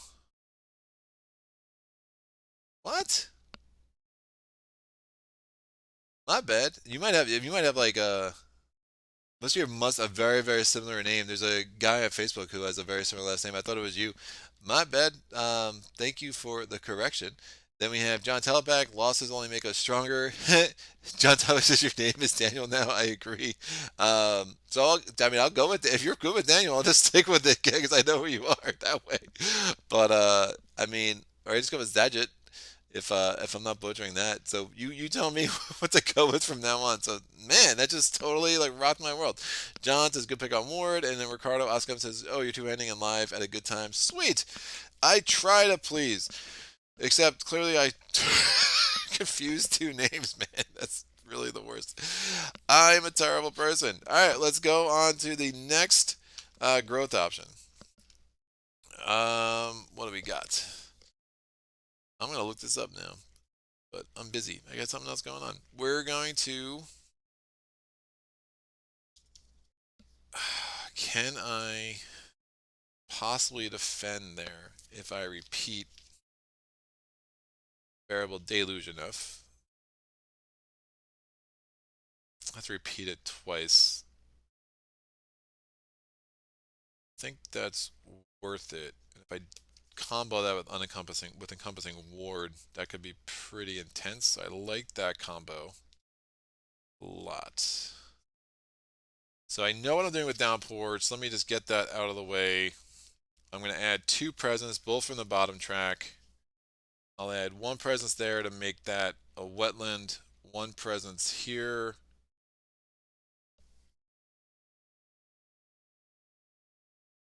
Oh, I could do this even better. So I'm going to add a presence there, Well, Isolating one's not going to do much for me, is it? No, it's not. That's fine. I'll leave that like that. I will then discard these two cards and play these two cards. I'm going to get 1 energy from the presence track, which allows me to play for Unencompassing Ward. I'm going to do my element check. I have 2, 3, 5 waters. 2 coming from the growth option. 1 here. And 1 here. No earth. And I'm not going to move a presence. I have 2 repeats. So I'll take that there. And now we go over here to Wildfire. I'm going to add a presence from the bottom track. Hopefully it doesn't come back on too soon because Unencompassing Ward. Or for Numinous Crisis, I'm going to play...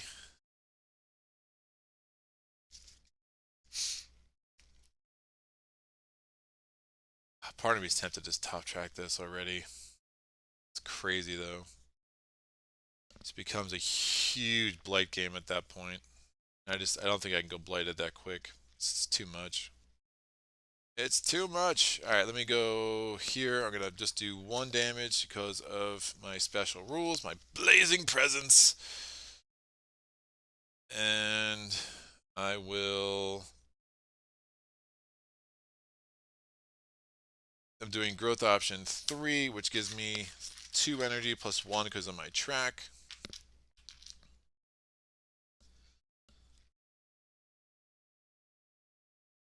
And I will play Asphyxiating Smoke and Flash Fires, which is crazy expensive, but it will work. So I'm going to get 2 energy here, 2 energy here.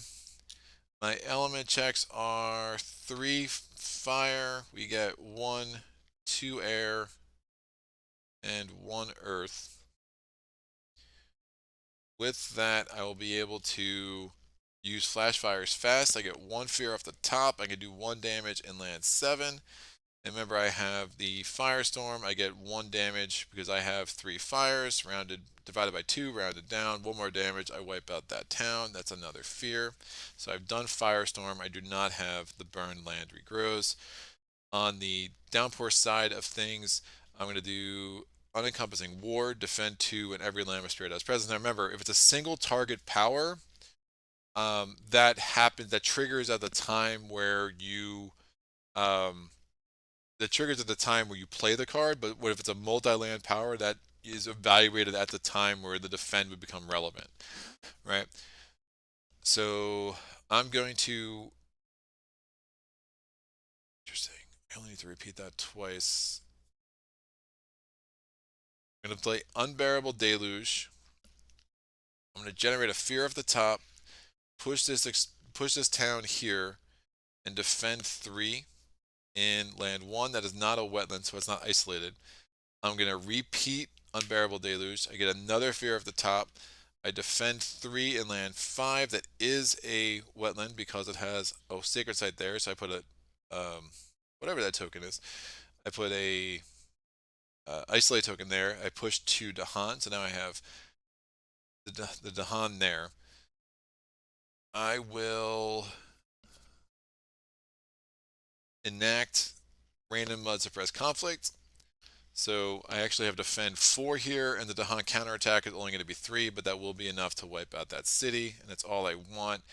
And actually, Unencompassing Ward is also in play, so I'm defending 6, so even if something funny happens with the event card, like +1 damage, it's not going to affect me. And I'm actually defending like 7 there and defending 2 there. Obviously, all of that's irrelevant. So I have this extra repeat power. I'm just going to turn that into 1 energy. And now we go to the event card. Don't be Numinous Crisis. Overconfidence, Terror level 1. If you have any earned fear cards, discard 2 of them now, so you don't get the next benefit. Otherwise, move 2 earned fear markers to the player per player. Oh, per player? Jeez. To the top of the fear pool.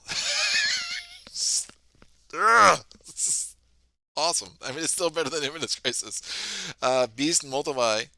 It's funny, like, with the per player stuff, I play so much through solo, that's like, oh, wait, that's per player? That's crazy. Alright, add 1 Or I mean, it's almost. I guess it's better than having one earned fear card and just losing the benefit, but probably not, man. Because sometimes the benefits are so weak anyway, especially Terra level 1 or Terra level 2. So beast multiply, add one beast to a land adjacent to a beast, and then destroy one Dahan in a land with beast. I'll put this beast here. I'll put this beast here. And then coordinated defense. When invaders ravage, is the land has both the Han and presence, defend 5. So obviously all this defend was absolutely unnecessary, but it is what it is. We're ravaging here. I'm defended 5 apparently, so that guy's dead. We're ravaging here, defended 6, retaliating 3, wiping out that city. That's 2 fear. No more ravages anywhere. We're building. We get a city in land 7. We get a town and another town in land 3. Explorer comes off. We get a town in land 6, and the disease comes off land 2. We do the explore step, exploring into wetlands. We get one explorer into 8. That's looking like prime opportunity for foundation sink into the mud next turn. We get 2 explorers into 4. We get 2 explorers into 3. 1 and 2, and we get 1 explorer into 1. We have to add an extra explorer. I'll add 1 to 7 on board D. We're going to add 1 into 7 on board E. Invader cards advance. That's done. This comes off. Asphyxiating smoke.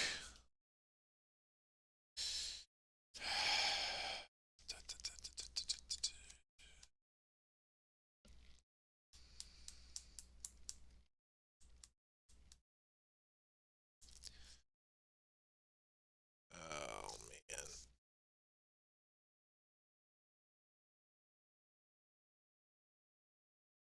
Tempted to wipe out the thing in board 1.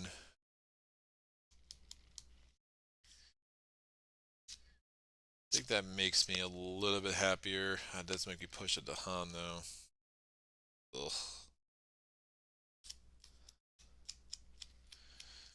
2 turns away from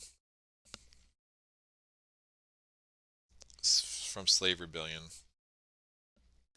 Really just don't want them to build a city and a town next turn. So I'm going to do 2 fear, 1 off the top, plus 1 for destroying this town, and then I have to push it to Han. I'll push this to Han. Ravaging there next turn. I have nothing in way of defend, but I am about to draw cards, I think. And hopefully I get a 0 energy card. But I'll just push this into 5. I think that's safer. Alright, time passes. Out. These go here. These go here. Growth. I'm going to gamble a little bit. Hopefully I get a 0 cost card. So I'm going to put a presence on the board and do 1 damage.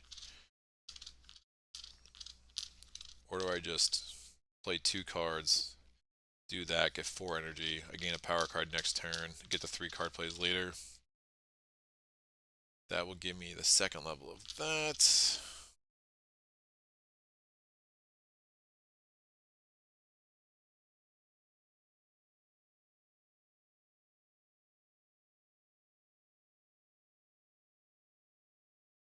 Yeah, let me have wiped out this with asphyxiating smoke. I'm going to play this a little differently than I used to, and I usually do, and we'll see how this works. So I'm going to take from the top track, I'm going to go here.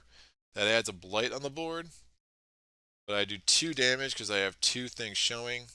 I'm going to wipe that out. That's a fear. I can push this dude if I want to.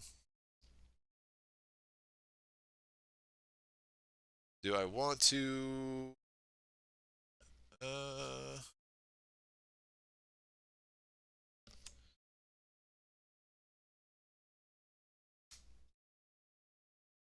sure. Fine. Put him. I'll put him here. See if I can get another Han in there. Um, and then I gain 4 energy instead of 3 because I revealed another fire token, so it's 2 plus 1 for each fire. I'm gonna play those 2 cards with my 2 card plays. It does mean I'm not going to be able to 3 card plays for a second here, but I think this just made a little bit more sense based on game state, and I like being that rich in energy. for now. I'm going to take this off. These can come off. And this isolate token comes off. So the isolate tokens have not been all that magical for me. Again, there's a little bit of a gambling nature to them. Defend 2. Have to reclaim my cards for sure. So I don't add presence. I'm reclaiming cards. I gain a power card. Visions of a Fiery Doom. Oh, that's been fantastic for Wildfire. Oh, defend 5 would have been so great. But I think that's a no-brainer for Downpour for sure. So sap the strengths of multitudes. It has a water, and if I have an air, I get to increase the power's range by 1. Song of Sanctity. If target land has explorers, push all explorers. Otherwise, remove a blight. I do like that too. I think sap the strength of multitudes is just exactly what I need this very second. And then finally, we have strong and constant currents. Push 1 explorer or town to an adjacent coastal land. Move up to 2 Dahan between target land and other coastal lands. And if I have 2 water, I can do both. That's not bad either. I think the defend 5 just really simplifies where I'm at. The problem. I can move a presence in there, and I can move. Yeah, Saturations of Multitudes is just really, really strong for me at this very moment. So I'm going to take that. I get to move 1 presence 2. I'm going to remove the presence from 5 here, and I'm going to move this presence from 5 here. I'm going to play these 2 cards. That gives me 2 waters plus 1 on the board, so that's 3 waters. 1 repeat.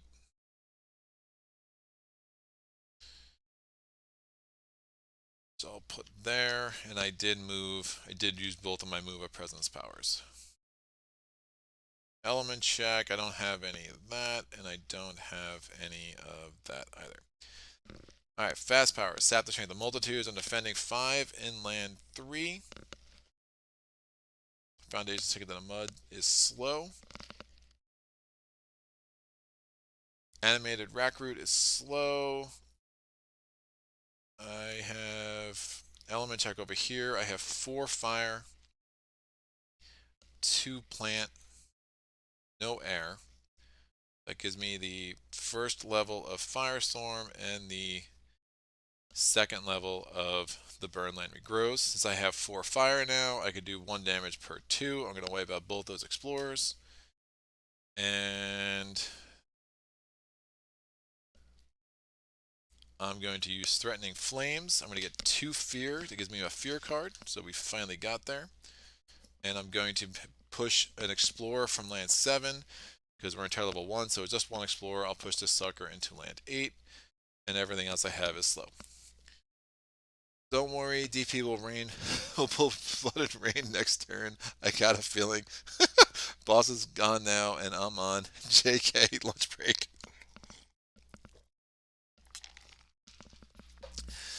Woo! I love how, like, when I do these live in the different time zones and, like, it gets wonky. Some people's nights are just, like, ending and they want to go to bed, and other people are, like, just getting off work, and other people are like, I'm on lunch break.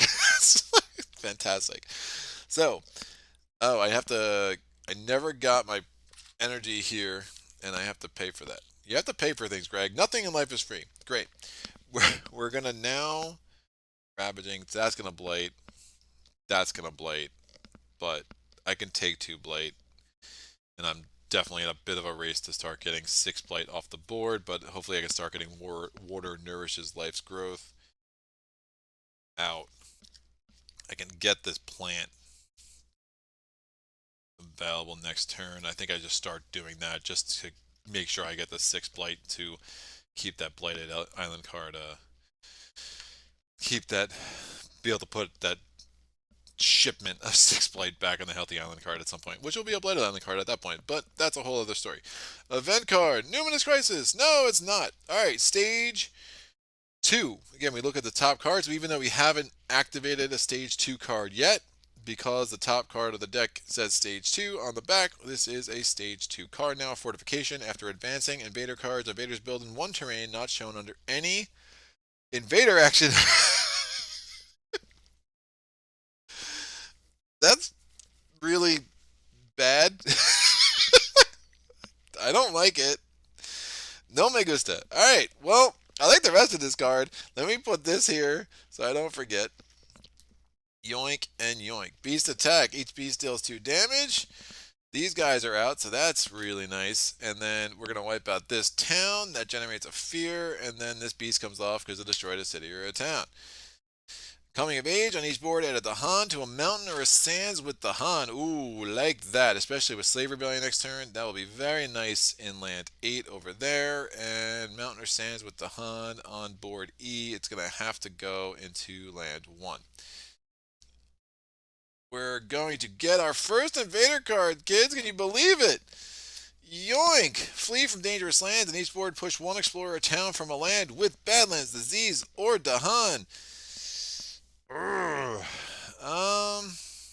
Well, we don't have any Badlands. We do have a Disease, but that's not gonna help much. Don't want to push from 1. Don't want to push from 8 for sure. Don't want to push from 3.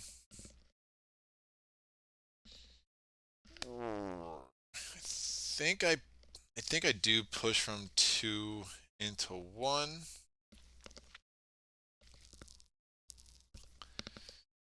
On board. No, I can't push from 2. There's no Dahan there. Oh, there's Disease there, so that's fine. No, it's not even Disease. Sorry. Reading is hard, guys. Badlands, Wilds, or Dahan. So I have to push from 1 or 8 or 3. And none of that's a good option for me. I will push from 3 and I'll just push into 2. And now on this board, again, also not great options. I will push from 8 into 7. And now we go to the invader steps. So again, definitely wish I had that 1 extra fear before when I had or 3 extra fear before, and I just discarded this without actually doing it. So I got having it set back and having to get to 12 fear now to get to my first fear card obviously sets the tempo a little weird. We are now doing the invader steps. I'm defended 5 there. They're ravaging 4. Both of these things are wiped out. That's 2 fear. I took 3, so 2 fear. This gets a blight on board on land 7. We get a blight in land 2, destroys the town, and no harm or foul in land 6. But oof, I am very much not happy about this fortification crap because Downpour's board is going to be ugly, ugly, and ugly. We are now going to do the build step. We're getting a city and 2 towns in land 8. We get 2 explorers came off the board, and we're getting just 2 towns in land 4. We had 1 explorer came off the board. Nothing to build in 3, nothing to build in 1. And now we're exploring into jungles. So this is going to get super interesting. We're getting 2 explorers into 3, 1 explorer into 7, 2 explorers into 6, 1 explorer into 2.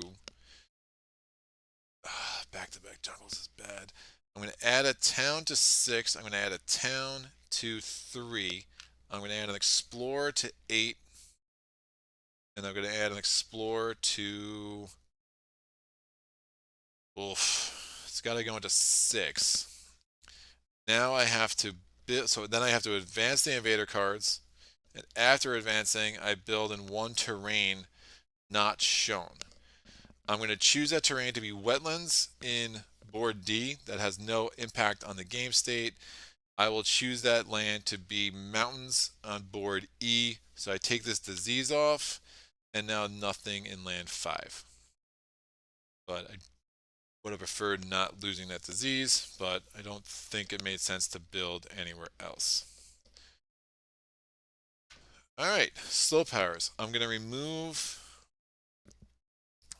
I have 4 fire and 2 earth, or 2 plant. I'm going to remove this blight, put that on the adversary card, so we're at 1 of 6. And I can add a wilds somewhere. Or I can get a fear, destroy, and explorer.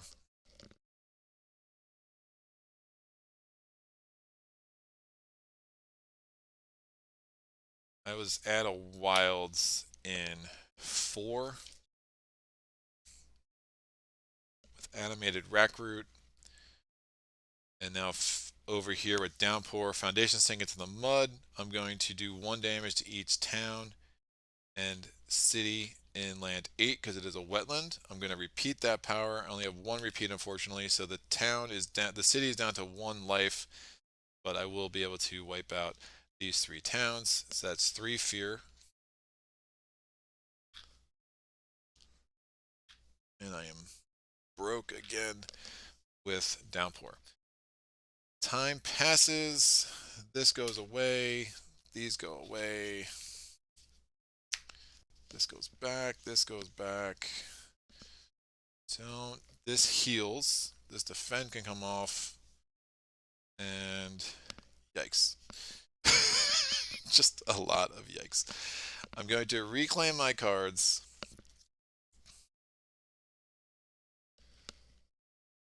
Yeah, that will do. Part of me wants to get a major, but really, Flash Fire is just like super pricey in this game because there's so many explorers. Like Flash Fire is just better when you can pick off 1 explorer and prevent a build, but obviously with France, that's never the case because they're always putting either 1 explorer, but there's other stuff there, or they're putting 2 explorers. I mean, Flash Fire does combo interestingly well with Flame's Fury, but yeah, it's not great. Does it defend there? 4 is a problem. I can use some ward. That would be interesting. Add a presence, add a presence, defend 4 in both. Gift of a... Oh,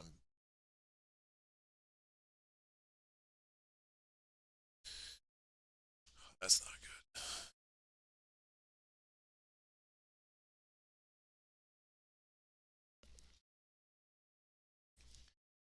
Some energy.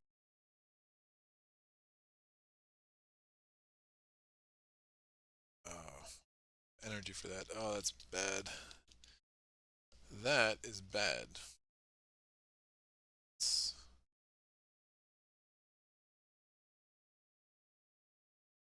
Deluge.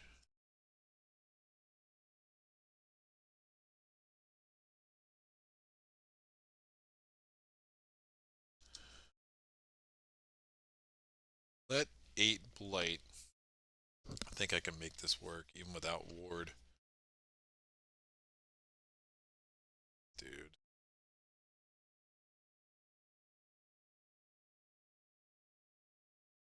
Just really hoping to do Gift of Abundance so I could start doing Water Nourishes Life's Growth, but that might have to wait. That's fine. I'm going to do the growth option 3. I'm going to discard these 2 cards, play these 2 cards. I think I pull this off, so I'll have 3 repeats. I won't have 3 card plays anyway. And I'm going to put 1 there and 1 there. Maybe some Bearable Deluge will give me some access to some the Han movement. I could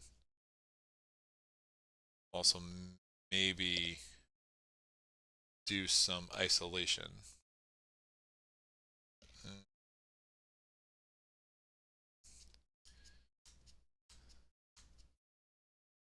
That's fun.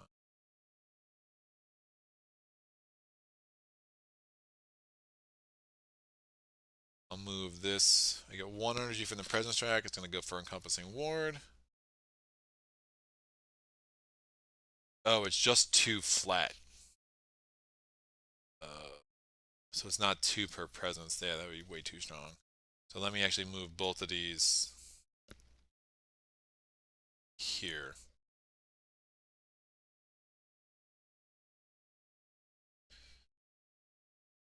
2.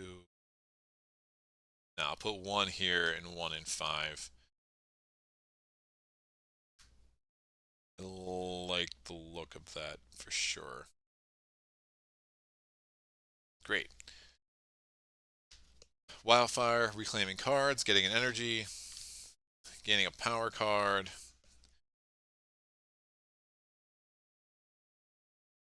If I look at majors, I don't hate that idea. Just flop, drop flash fires. Obviously don't have anything to worry about with ravaging.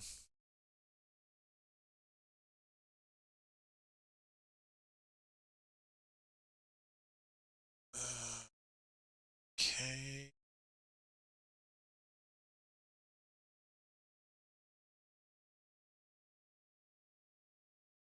Let me look at some majors with Wildfire and see what I can put together here. Twisted Flowers, Murmur, Ultimatums. Oh, fantastic. For Fear, add a Strife. If terror level is 2 or higher, remove 2 invaders. Obviously, a 2 or higher. Adding a Strife 1 away from I have a Sacred Site could be interesting. Only go there, so it's actually not going to help all that much this turn. Fire and Flood. Oh, that's such a great card. Cost 7, 4 damage in each target land.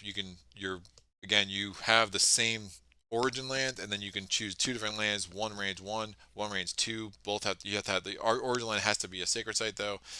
And then if I have 3 fire, I can basically do 8 damage in one land. I mean, that's just a money card. It's not gonna be that hard for me to get that much energy. Now that if I keep spamming growth option 3, I haven't used Fire and Flood in forever. Paralyzing Fright, normally love that card. Not really what I'm looking for. Winds of Rust and Atrophy. Alright, let me do Fire and Flood. And I will drop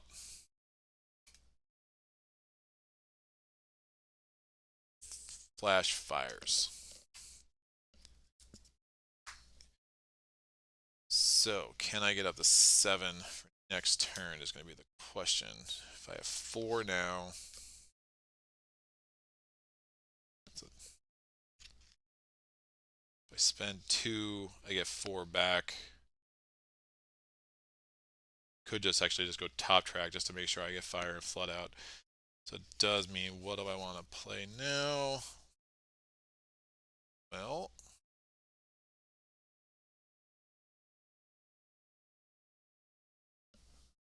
Slave Rebellion is going to take care of that. Slave Rebellion is going to do some nice things there. 7's a problem.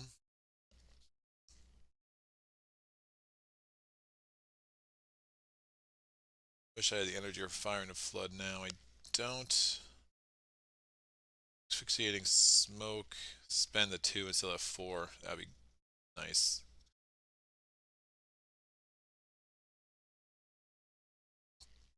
Threatening Flame's going to do anything good for me. Does not seem it. So then we're back to Animated Rack Root.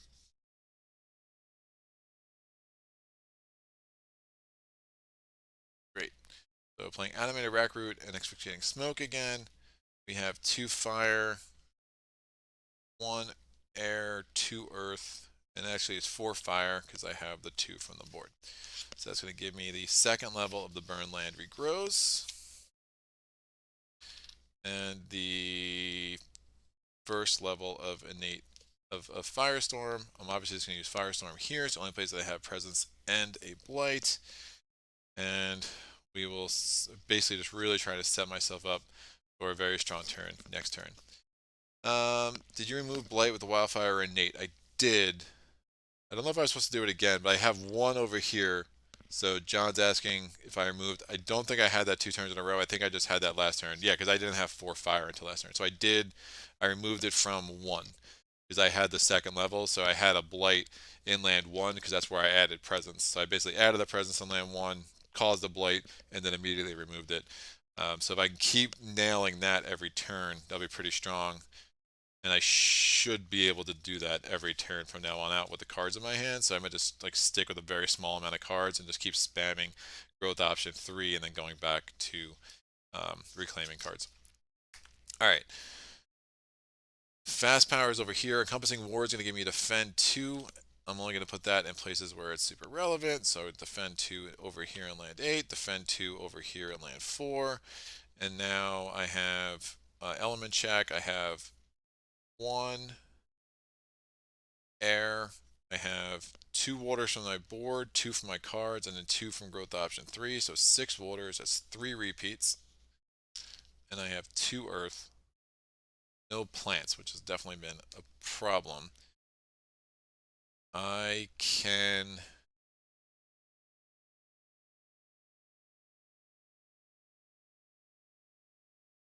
This will work, I think. I'm going to pretend I don't have the earth, and I'm just going to use the first level of rain and mud suppressed conflict. So it is going to be a defense of 3, but the Han retaliate is reduced by 1. So same thing here, defense of 3, the Han retaliate will be reduced by 1. What the Han retaliate? Oh, just wait. I'm going to do unbearable deluge, and I'm going to do that in land 4. Since the wetland, it gets isolated. That does generate a fear, and that gives me a defend of 6. I'm going to repeat that power,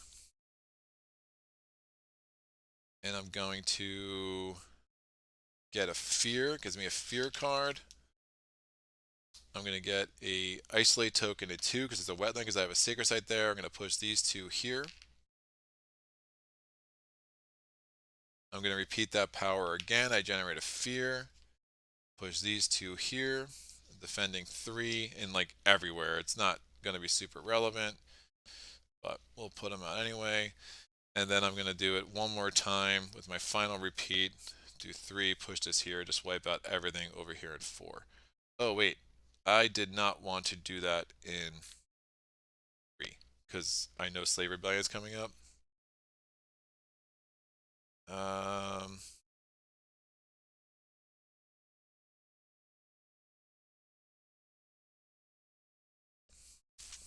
But I can isolate it that way. Yeah, that's fine. I'll just push these 2 into 5. So I isolated that, which is fine. Push these suckers into here, and then I push them here and here, and that just gave me a nice amount of fear. So I use all my repeats on that. I'm defending 3 across the board, and I'll be able to deal with, be able to wipe this out with Slave Rebellion, and then I'll be able to wipe this out because there's defended 6, but they're only retaliating 3.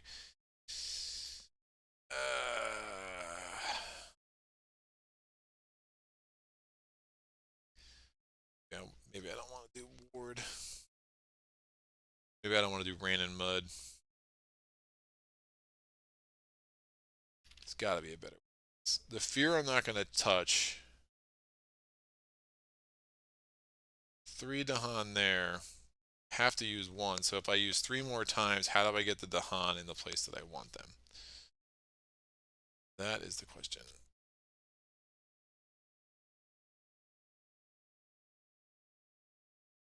Cause of rain and mud.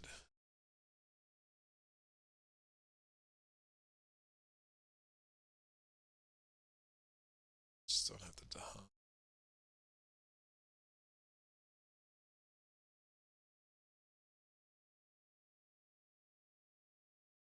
Tooth.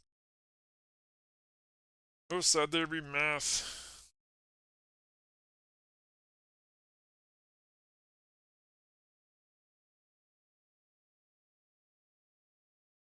It's retaliating. It's attacking. Oh, it's only attacking 4 anyway. Retaliating 3. That's fine. It means I need to get 3 Dahan into there.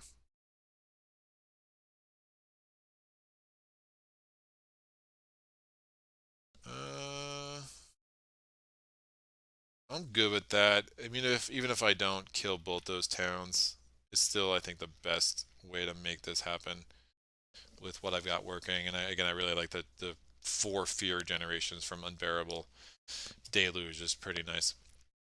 So we're gonna go to the event. Guess what it is, kids? Slave Rebellion. Doo -doo -doo. That's the Slave Rebellion sound. So we're going to add a strife into a land that has... Oh, so on each board we're adding a strife to a land. Any land we want. I'm going to add a strife here. And I will add a strife here. And then we're gonna get another event card. This is gonna go back, but first aid the uprising. Invaders with strife take 1 damage per Dahan present.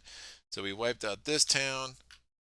Strife goes away. That's a fear. We add another Dahan because we wiped out a town or a city. Doing this thing again. The strife goes here. Town, fear. We get another Dahan. Goes away. 1, 2, and 3. And then the real event, or the next event card for this turn is Invested Aristocracy. We are on stage 2. After the rapid step, any sport of no blight was added to this board. Add a town to the highest number of land with no invaders. Getting some winners today, kids. Alright, Praying the Heedless. In each land with a beast, 1 damage per beast. Wipes this guy out. And that's it. And then Coming of Age, added Dahan to a land with 2 or more Dahan. I will add a Dahan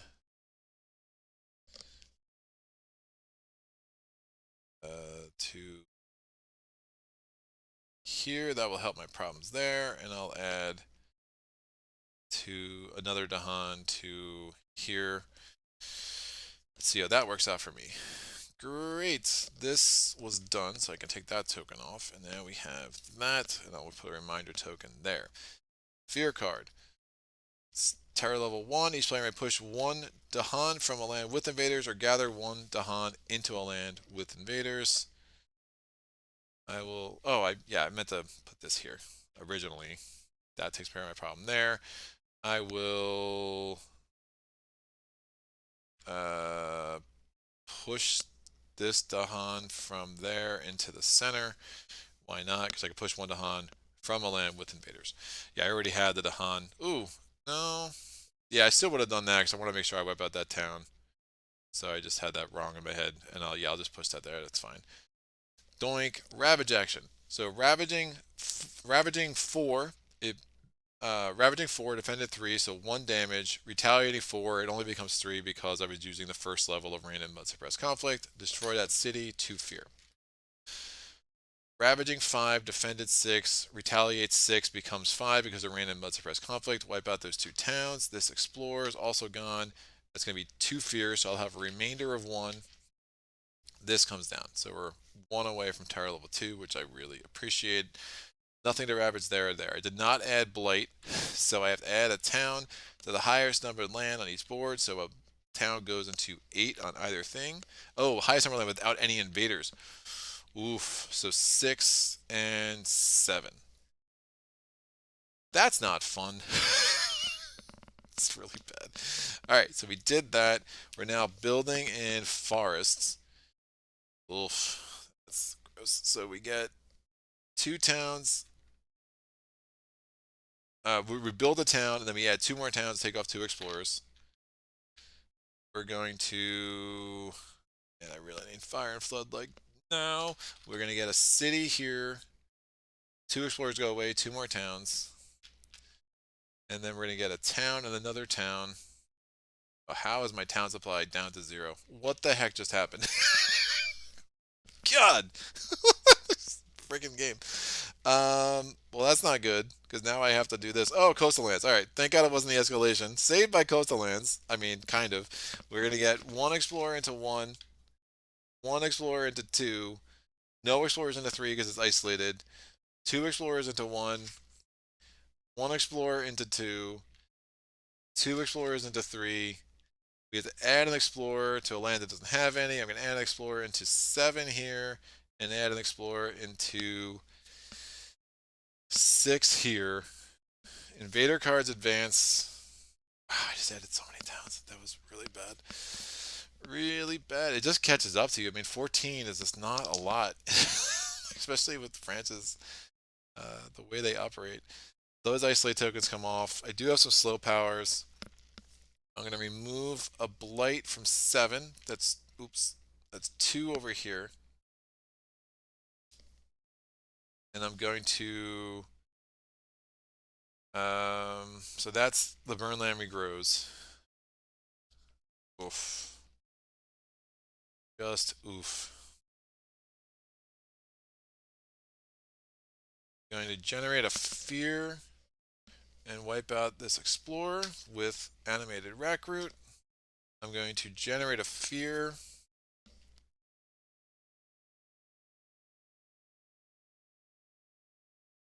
And wipe out this town. Generates another fear with asphyxiating smoke. We get one town back on the card. I have no slow powers with Downpour. Time passes. These repeats will go here. Done. And done. Yikes. Very energy poor with Downpour.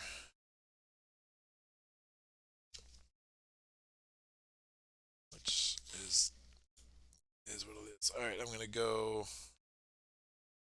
Still don't have 3 card players, which is fine because I was not going to be able to afford them anyway. I'm going to go here. I reclaim cards. I'm going to gain a power card with Downpour. Sky stretches to shore this turn. The spirit may use 1 slow power if we're fast. Oh, yes. Yes. Thank you. I don't need to read the rest of these.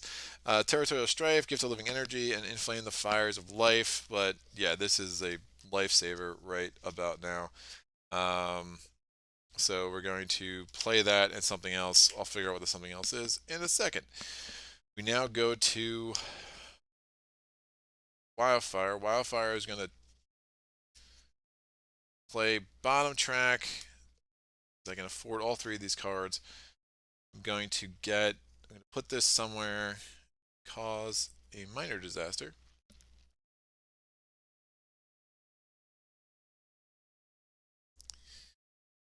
It's crazy.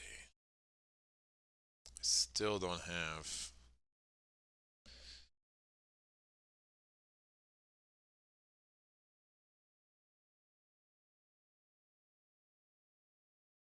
I think to.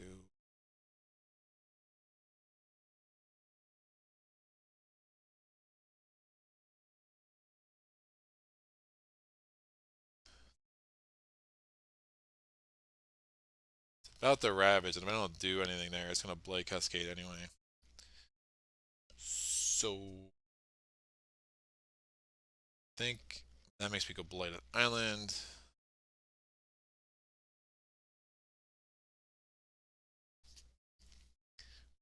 Three there. Is that a 0 cost card? Yeah, that's my play with. It's definitely my play with Downpour. I think we have to see what this Blight Island card is, kids.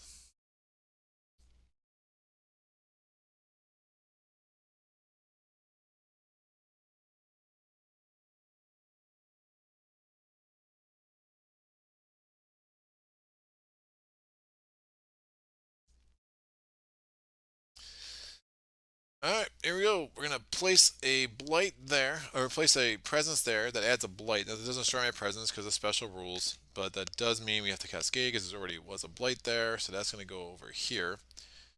Destroys a town that generates a fear. We go to the Blighted Island card. Well, technically we should have done.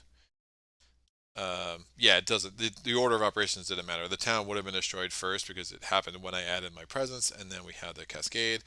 All things weaken. No. Okay, well, I mean, now the math gets super weird. So, starting next turn, so not this turn, invaders and Dahan have -1 health. The land wig takes blight on 1 less damage, normally 1. When you add blight, it destroys all presence and beast in that land. And this is what made life really difficult with my friend Tony last night. 1 presence total into the adjacent land. We get 6 blight on the card, which is not enough. We are going to definitely need to up our healing powers. Just have not been able to do water nourishes life growth at all with Downpour, which is going to be a problem.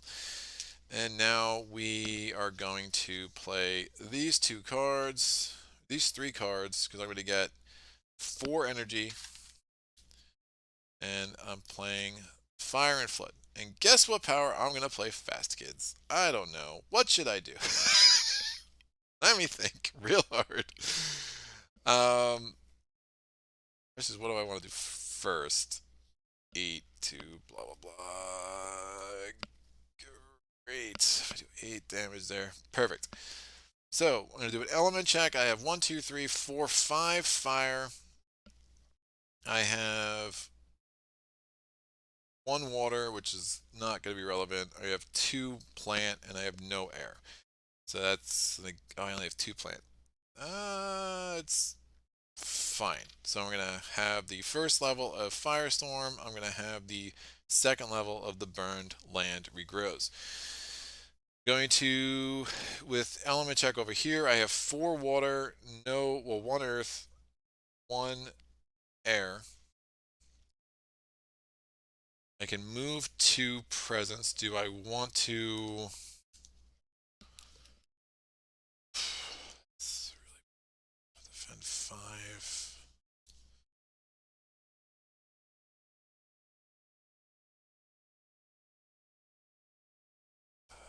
Play Cascade has me worried. Sure, I'll move 2 presence. 1, 2. I get 2 repeats. I'm going to defend 5 in land 3. I'm going to repeat Sap the Strength of Multitudes. Again, as a 0 cost card, I'm going to defend 5 in land 7. And I have the first level of Rain and Mud Suppress Conflict. So the Han counterattack's reduced by 2, but also I'm going to get defend 2 more. So I actually have defend 7 in both these places. And they're actually ravaging 8 here. So let me put another die there, and then I'm getting counterattack for Dahan is reduced by 2. I have another repeat. I'm just going to use that to get energy because I'm very energy poor, and I'm going to need that for next turn. And then Sky stretches to shore. This turn, target spirit may use 1 slow power as a first fast. Target gains +3 range for targeting coastal lands only. I do not need that. I'm going to do fire and flood. Now I have the 3 fires, so I can do +4 damage at either target land. I'm obviously going to do 8 damage, so it's 4 damage at 2 different lands. I'm going to do 8 damage in land 2.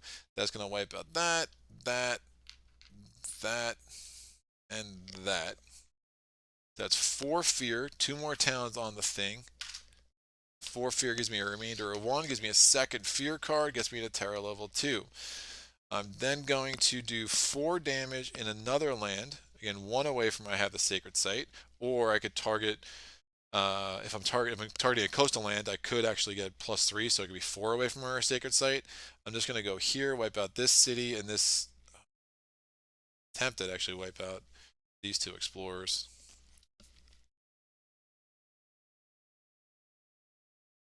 Oh, I have Flames Fury too. Never mind. I'm getting an energy for do that first. So I had 9 damage. I'm going to wipe that out. Yeah. Sorry, I forgot about Flames Fury.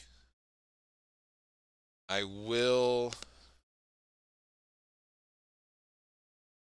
It's a little unusual, but I think this is the right play. I will use this on land 3. Because again, I had plus range because the sky stretches to shore. Prevent that from being an issue at all. Now I have...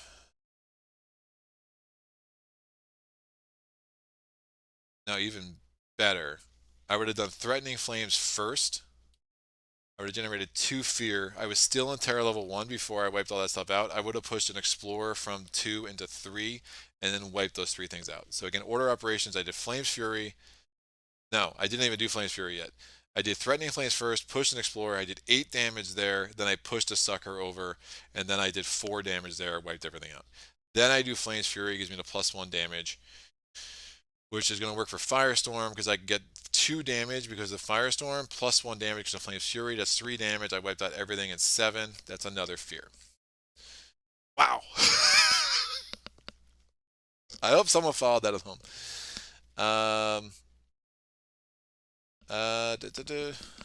We go Man, missed it. Cool. Now we just have to get Wildfire to 14 energy so they can afford Fire and Flood repeated from abundance. Yeah, no doubt.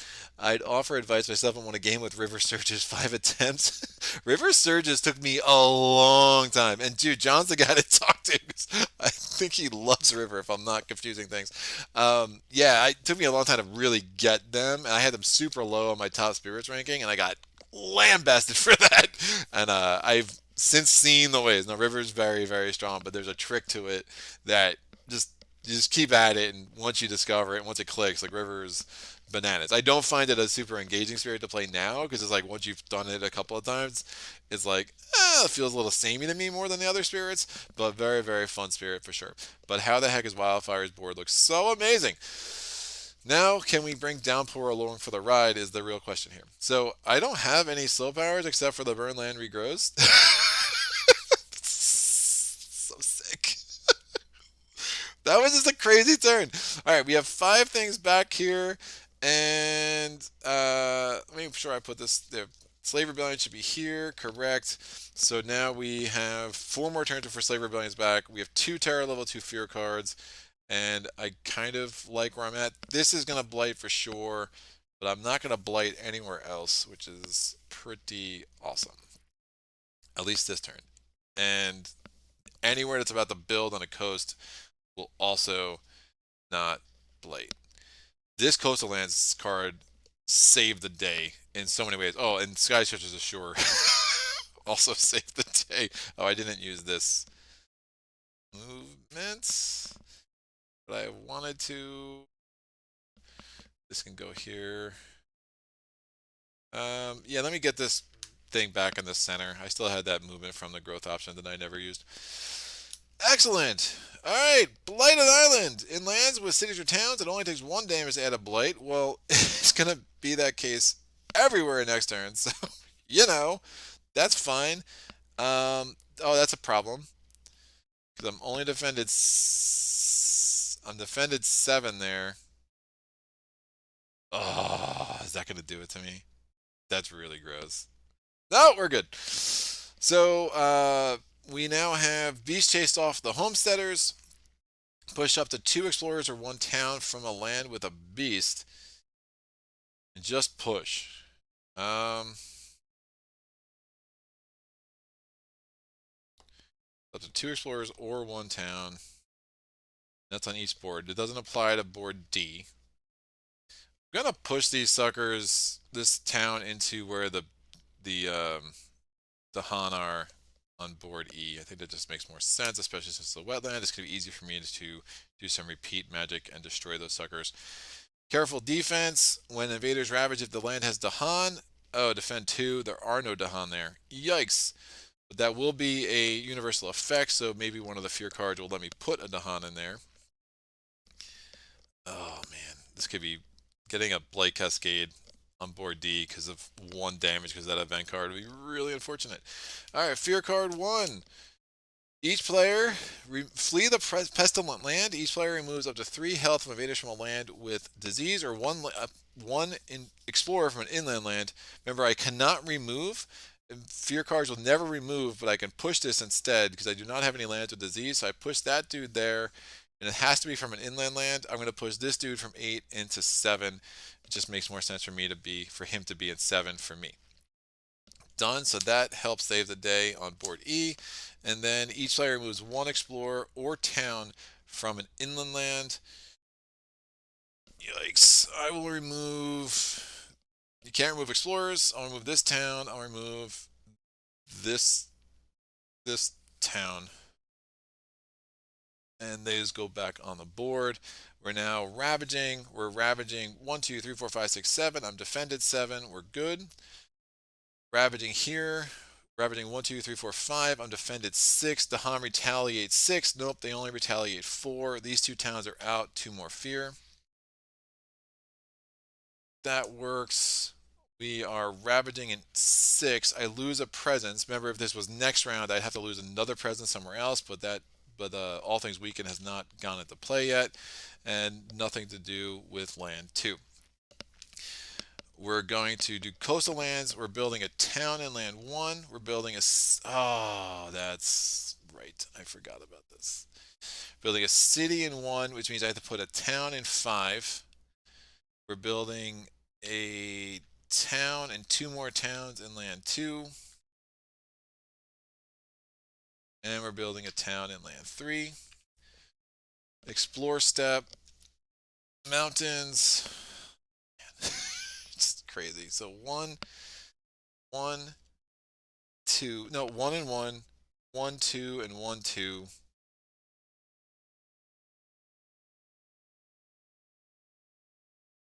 I'm going to add a town in land 8 on board D. I have towns or cities in both mountains in board E. Because the way that worked out, which is pretty gross, I have to add a blight somewhere. I will add a blight to board 5, and that does destroy my presence. Of course, the presence I just pushed over there, so that's a little unfortunate. Invader cards advance. All Things Weaken is now currently in play. Well, actually, I have 1 more slow power. I'm going to remove a blight from a land where I have presence. I'm just going to have to move it from land 7. That will go over here, so that's 3 blight on the adversary card. Oh no. Oh no, kids. Oh no. How am I going to pull this off? We only have 4 cities. I'm 2 turns away from being able to afford Fire and Flood again. I have to reclaim with part of the Wildfire.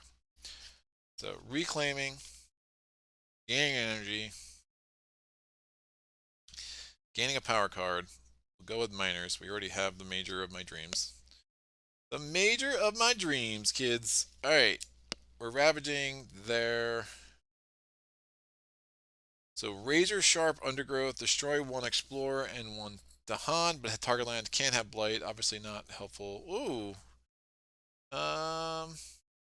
Add a Wilds Defend 2. That actually could work with land 1 in a very, very specific way.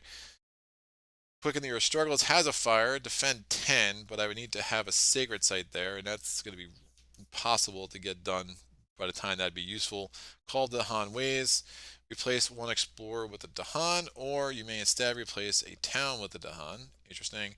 Twilight Fog brings madness. Add a Strife. Push 1 Explorer, or push 1 Dahan. Each remaining Dahan takes 1 damage. 1 away. Slow power. That could also be really helpful.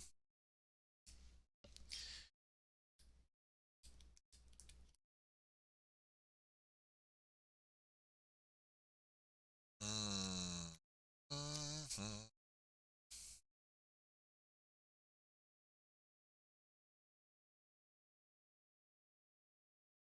2 energy.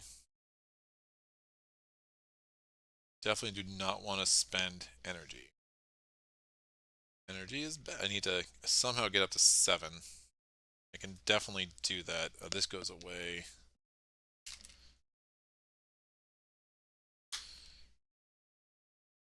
Razor Growth has the plant tag, which is nice. 2.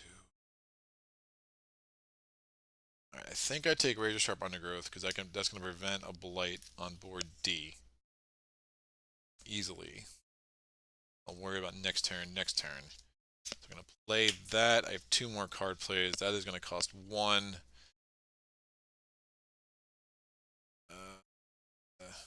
Asphyxiating Smoke is not helpful.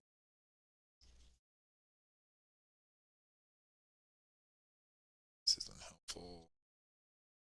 Asphyxiating Smoke is just too expensive. I'm just going to underplay to make sure I have 7 energy I need for next turn.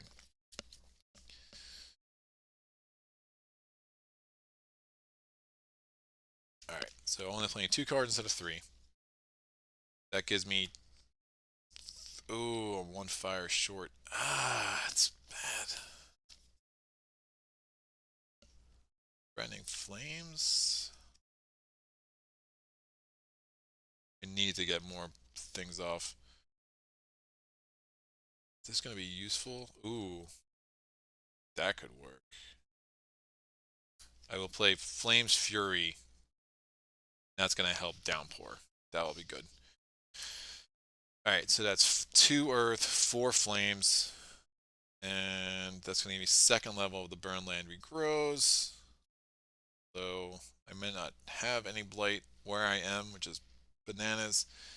But just in case, I can't move presence anywhere. Yikes.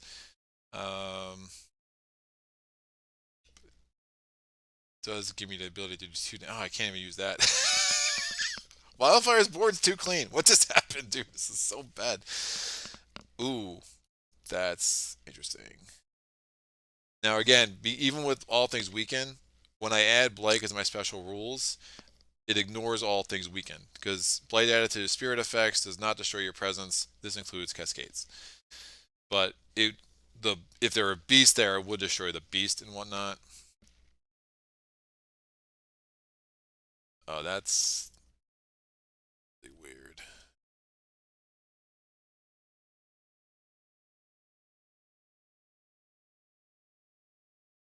So not the presence. So Rage or Sharp Undergrowth is actually maybe not useful. If I think about this now.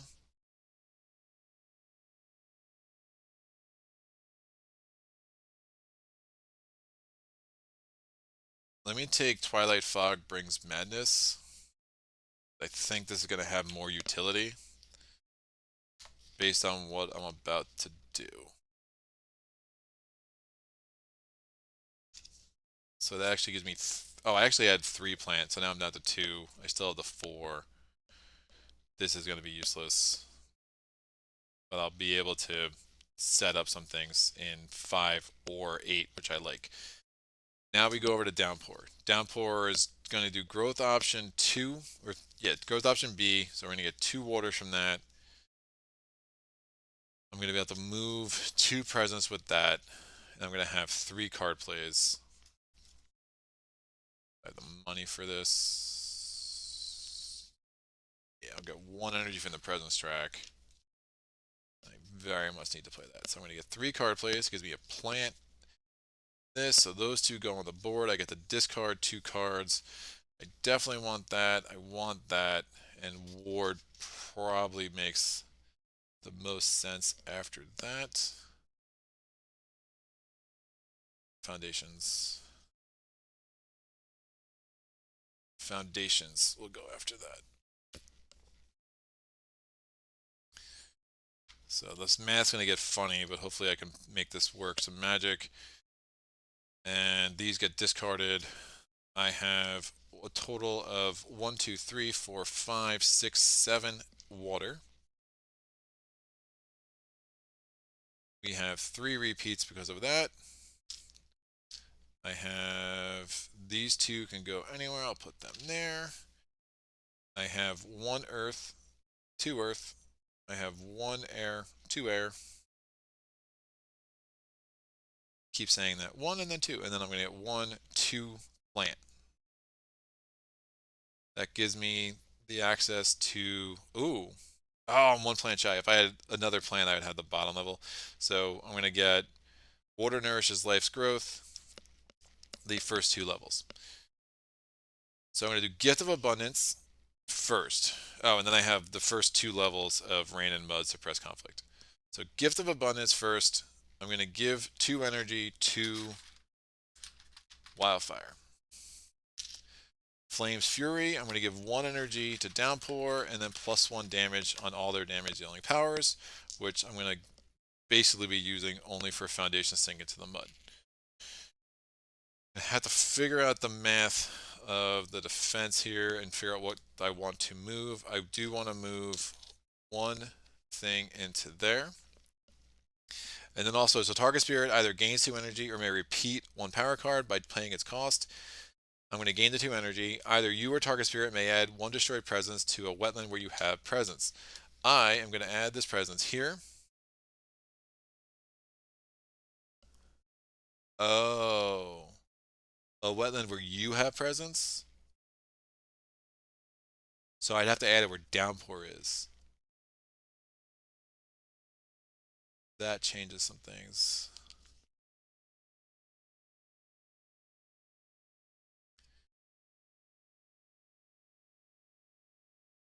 Yeah, I got to go back to this. I was thinking I would be able to. That's fine. It doesn't change anything. I mean, it just goes back to my original plan. I was thinking I would be able to add a presence there and then trigger the blazing presence, but it wouldn't actually work that way. So that's fine. So I'm going to add this presence to a wetland where I have presence. I'm going to add it to two probably, but that could change. Bear with me. Um, so yeah, one presence I could add to all three of these count as wetlands for me. So I'm just not sure which I want to do it in, and that's fine. So I will do razor sharp undergrowth. The land that does not have blight, I'm going to be able to destroy and explore. I have to destroy a Dahan. There are no Dahan there. I add a wilds and I defend two. The wildfires board is taken care of. This, unfortunately, firestorm is not going to help me anywhere. I do not have any place where there are invaders, my presence, and blight, so it's just a total waste. And then we just have animated rack root for the slow power phase. Woo! It's crazy.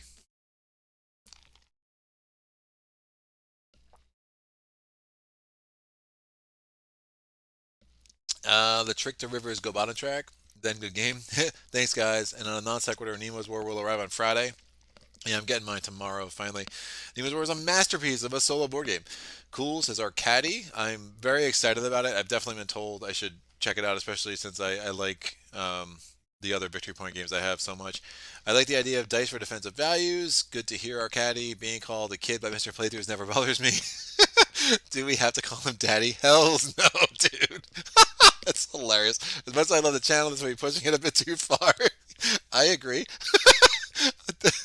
That's at the Patreon level. No, do not, please do not call me daddy. Uh, no, I mean, it is what it is. I have Mrs. Lathers and I, we're we have our foster kids, and they barely call us mom and dad, and that's fine with us. But no one really calls me daddy. So shoot, I'm worried I'm gonna lose because of freaking towns again. Ah, two. No, city, town. That's one. City, town, town, town, town. Ugh. Yeah, I think I'm running out of towns again. I don't think I can do anything about it.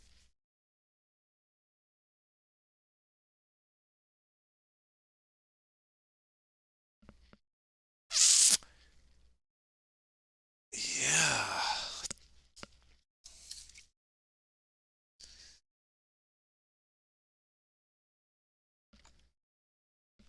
I think I'm stuck. Because this is going to be. I have no fear cards, so I can't really rely on that. This is going to be a city and a city town, because there's two explorers there. Town, town, so that's three towns.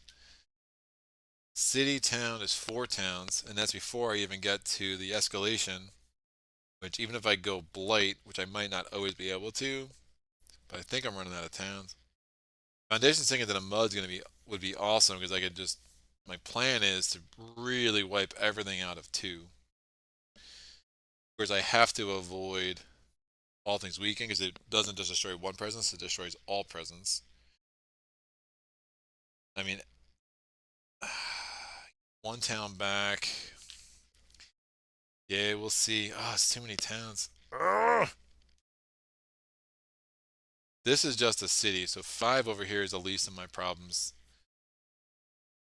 This is really bad. All right.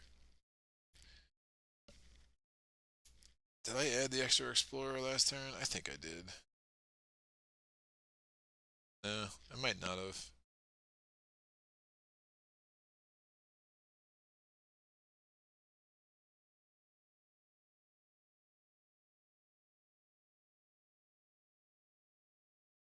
Nah, I'm pretty sure I didn't.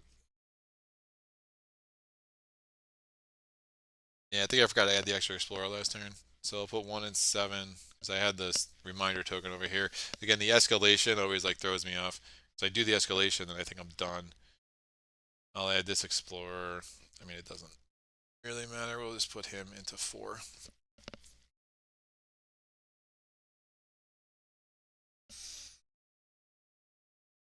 All right, we got to figure out the math on the coast here. So with random mud suppressed conflict, each of my presence grants to defend 1, but the counterattack turns to crap. So I'm defending 4 there, which would give me this town back. So that'd be 4 towns on there. I'm defending 6 here, and I'm defending 4 here. Remember, this is, if it's 1 damage to the land, it wipes out all my presence there, and I'm just toast. So this is 1, 2, 3, 4, 5, 6, 7. I need to get 3 more defend into land 1. I'm going to generate a fear. I'm going to add a isolate token because it is a wetland, and I'm defended 3 more. So I'm defended 7 in land 1. So 7, so land 1 and land 3 are actually both fine. Defending 7. Stack those dice. They're ravaging 3, 4, 5, 6, 7, 8, 9, 10, 11, 12, and 13. I'm only defended 6 in land 2. I can still move presence.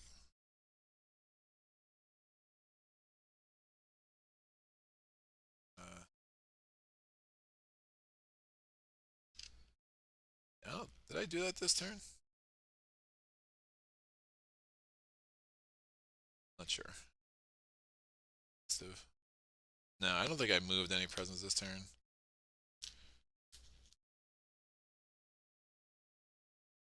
Six, 12. Yeah, I'm not going to want to anyway. Alright. We're going to do water nourishes life's growth. We're going to gain an energy. I'm going to remove a blight by removing one of my presence. Blight, presence. This goes here. We're up to 4 on the Blighted Island card, or 4 on the adversary card. I'm putting that die there to track that. I can gain another energy and gather a Dahan into land 7. I mean, sure, why not? I'm going to have these 3 repeats. I'm just going to do this in land 2 3 times. Cannot get any. Yeah, I mean, the random mud suppressed conflict is such that it's not going to matter if I get any Dahan in there. So 1, 2, 3. So that gives me another defend 9. So I'm defended 15 in land 2. And that's going to give me a total of 3 more fear. So remainder of 2, and we get our fear card. And see if we can survive this. Alright, because I'll be able to wipe out everything in 2, assuming, oh, I need to keep one of these repeats back. So 1 less fear, and only defending 12. I'm going to need some help. So 1, 2, 3, 4, 5, 6, 7, 8, 9, 10, 11, 12, 13. I'm going to need some help. Defending 2.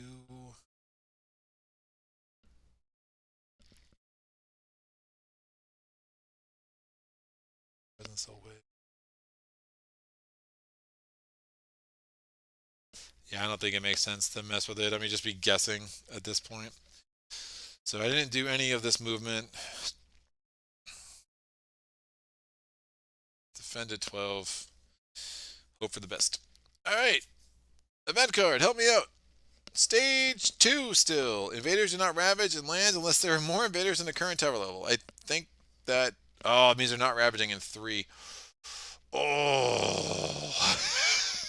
I could have moved. I could have moved it out of there. I had the Dahan. I was thinking if I just kind of moved. I had 1 more of these move a presence. If I move this presence here, I'm defended 14. But then I'm gambling. You know what? If I'm really thinking about it, that makes sense because I lose all blight there, and then I lose a presence there. That actually is the better play. I am gonna do that and forget the revisionist history crap. It is what it is. So I moved that with that ability, so I'm actually defended 14 in land 2. With the Dahan there, I have so many more opportunities for things to go my way, and now I'm only defended 2, and then the retaliate is reduced by 1 instead of is reduced by 2 instead of 4, and I think that all makes a lot more sense. So invaders are not ravaging in land 3 as it is, so that's fine. Prey on the healers in each land with beast, 1 damage per beast. This guy's wiped out, this guy's wiped out.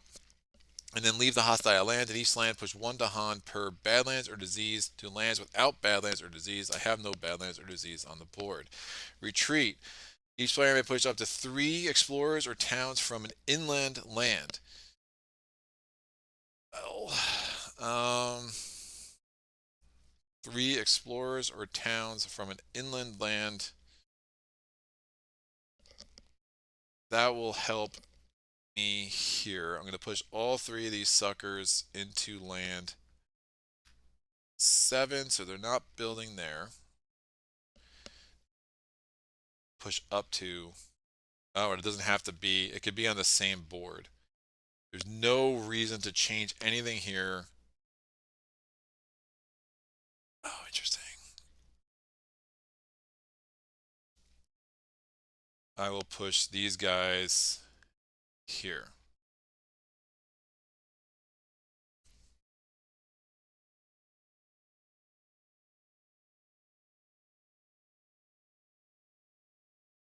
I like it. All right, done. We are going to ravage. Not ravaging in 3 because there's less invaders. We're actually not ravaging in 1 either because there's less invaders in the current terror level. We're ravaging 13 here and defended 14. We're ravaging 7 here and defended 7. We're also isolated here as well. We're building, nothing to build anymore in 8, nothing to build in 5. We're building a city in... yeah, it still doesn't make that sense. We're building a city in 5, and we're building a city and a town in 2. We have 1 town left on the card. We're exploring into wetlands. Oh, that will work. All right, we're good. We're getting 2 explorers into 4. 2 explorers, or 2 explorers into 8, 2 explorers into 4, 2 explorers into 3. And then wilds comes off of 1. I have to add this town somewhere. I'll add it to 4. And then I'm going to add a blight to 1, which destroys this presence and destroys a presence in an adjacent land because of all things weaken. So it's not just ravage actions that triggers, and that's kind of brutal, but we're still alive, and that's good. I now have to add an explorer, which is what I forgot to do last time. I'll add this explorer into 4 and this explorer into 6. Invader cards advance. And now we go to the slow powers. So foundation sink into the mud. I'm going to do 1 damage to each structure in land 2. So, and because of Flame's Fury, I can add a damage each time I do that power. So I'm going to do 2 damage to that city, 1 damage to that city, 1 damage to all these towns. And then I'm going to repeat that. And I'm going to do it again. 2 damage to this city now, 1 damage to everything else. So I destroyed 5 towns and I destroyed 2 cities. That gives me a total of 9 fear. With that 9 fear, that's going to give me a remainder of 2 and a fear card. I'm somewhere with 3 fear cards away from terror level 3, which is ridiculous. Okay, so that's done. These isolate tokens come off, and these will come off. And we did all my repeats, and I was there. We're going to have to reclaim cards. Great. We're going to remove... Oh, I can remove a blight from 2. Forgot I had a presence there. And that gives me 5 blight taken off the island. Again, it's all on the adversary card right now. And I'm going to destroy one of these dudes and get a fear, because wild at this point doesn't make any sense. Fear is just more important. Oof, I don't know, guys. Be Downing laughs. Dan Jenkins, great to catch up you live. Love your videos. Keep it up. Thank you, sir. I don't know if I love this video yet. know in 20 minutes or more or less. I don't even know anymore. What is happening? All right, reclaiming cards. I get a power card. I'm going to get 1 energy from the presence track. So I finally have a little bit of energy here as Downpour. Downpour will not get a major. I don't know. What's ravaging? Just 5. Oof. Presence 3. I have to burn up some of these suckers. 4 cities on the board. And I can't get the build. I mean, city, 2 towns, city, town, 4 towns. It's a lot of towns. I will get a minor with Downpour. I mean, realistically, I'll get a major just in case it's a magical. Cast down into the briny deep. Well, that could have been useful earlier. Vigor of the Breaking Dawn. I'm never going to get 9 energy with Downpour, which is a problem. The Wounded Wild turns into assailants could be good. 2 Badlands gather up to 2 beasts. Vigor of the Breaking Dawn, I think, is the one. 2 damage per Dahan. Won't have the energy for it this turn, but that could definitely come in handy next turn. I have to drop a card. What am I dropping? I'll drop. Yeah, it just did not get a lot of. Let's get a present somewhere. I did not get a lot of plants. I'll drop Dark Skies Loose, a Stinging Rain. Alright, I'm playing Sky Stretches Ashore, Gift of Abundance, and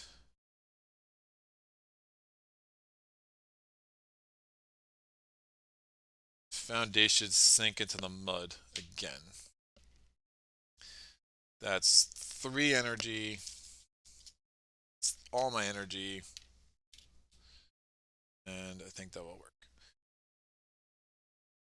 My turn over here. I'm doing growth option 3. I'm going to place this somewhere to inflict maximum damage.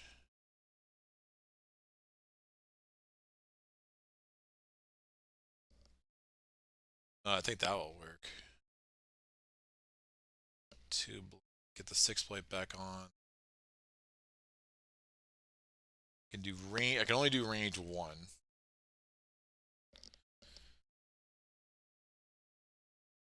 Which could kill that city.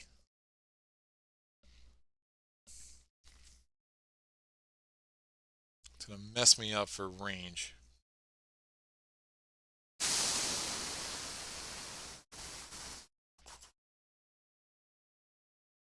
Need.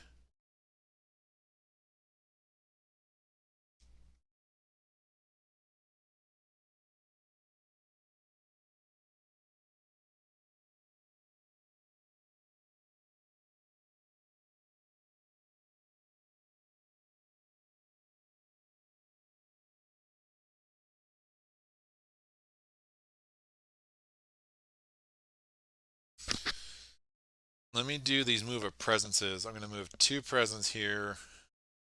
This. And 1 presence. I don't know if I survive. I don't know if I survive the build again. That's the problem. It's getting crushed with this build. 4 towns. 5 towns. 6, 7 towns. I have 5 on the board.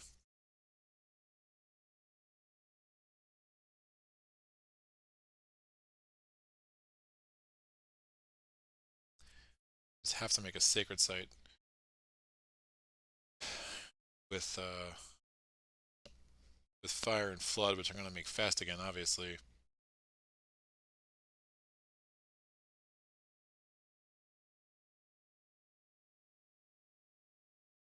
Let's do that there.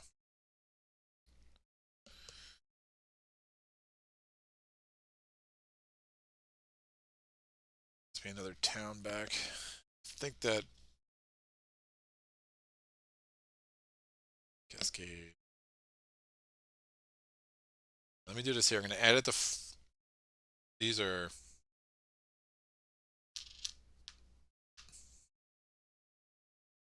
This is a presence I was moving. I'll put this here, and then I'm going to add this presence to 4. That does cause a blight cascade. Blight does not cause me to lose presence, but it will cause me to destroy a beast, and it would cause my teammates to lose a presence. I'll put this here, which will just wipe out this beast, because of all things weaken. When I put that there, it does 4 damage. That wipes out everything here. Oh, remember these suckers have 1 less health too. That's so stupid.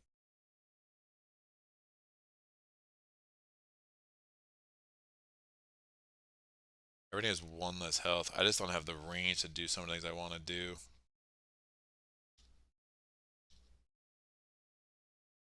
Yeah, with everything having 1 less health, yeah, that's going to really change this mass. I get 1 fear out of that.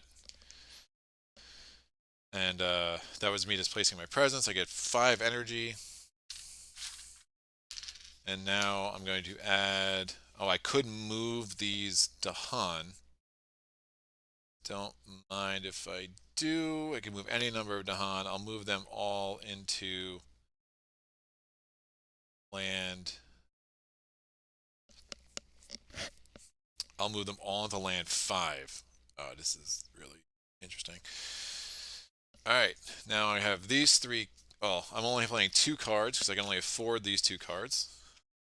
So that's 7. I'm going to change that out for a 3, and there's a 1.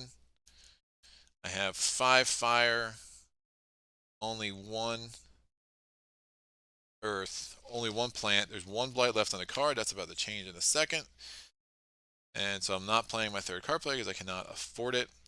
It does give me the 1st level of Firestorm.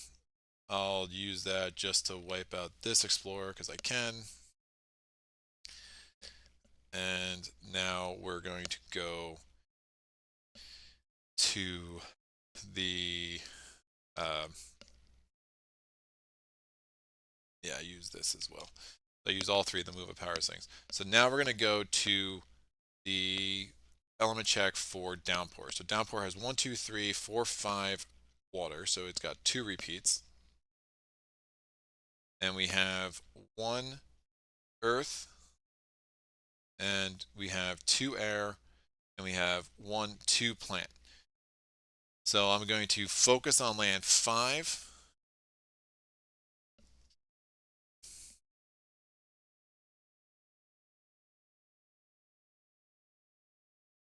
Ooh, will I have to defend? That's a good question.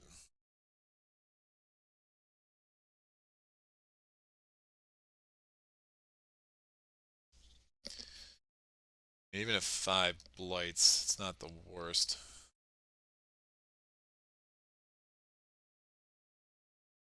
Yeah, I'm missing a card play.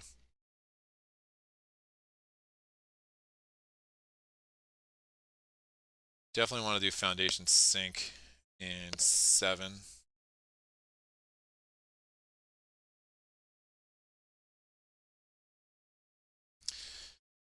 This could work. Blight Cascade wouldn't be the worst. Alright, so we're going to do Gain 1 energy because I'm doing Water Nourishes Life Growth. So Gain 1 energy, I can remove a blight by removing my presence. This comes off. This is 6 blight over here. That gives me 6 more blight on the card. Bing, bing. These 2 more. So we're 7 blight on the card total.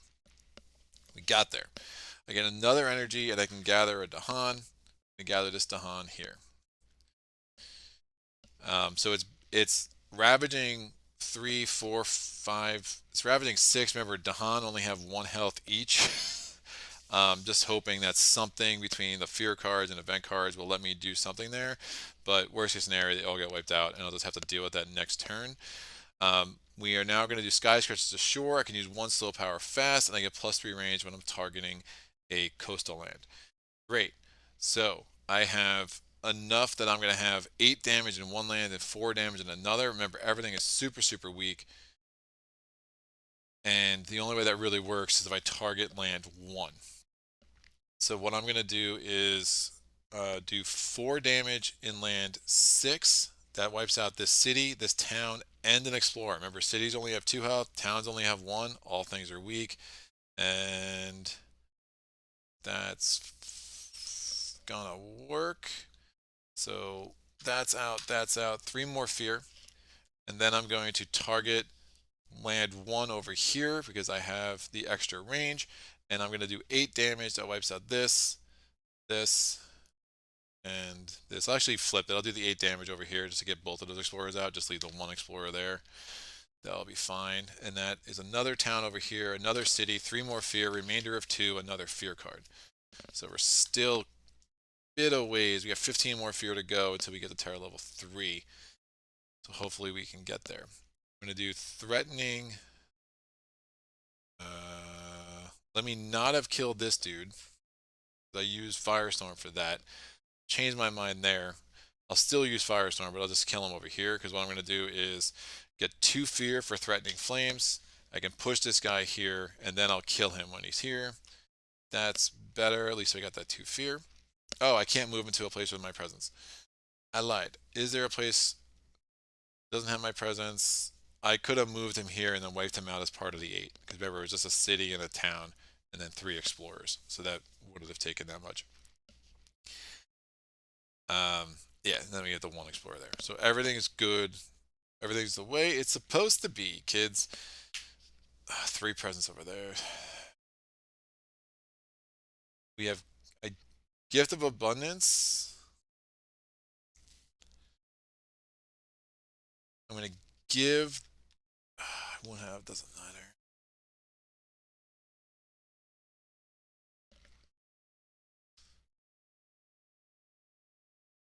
I'm going to give 2 energy to Wildfire. And then I'm going to add a destroy presence to a wetland. Remember, this becomes a wetland for me. And that's done. And we still have foundation sink into the mud. I mean, the real reason I wanted my gift of abundance was to make sure I got water nourishes life growth. Foundation sink into the mud, I'll be able to wipe out everything in 7 at the end of this turn. And that's going to basically leave 1 city on the board here. Because, oh, and then we're going to get another city there. I can take care of that. Should be able to take care of that pretty easily. We'll see what these event cards do and this fear card does. Remember, the event card next turn is going to be the second time around for Slave Rebellion. Great.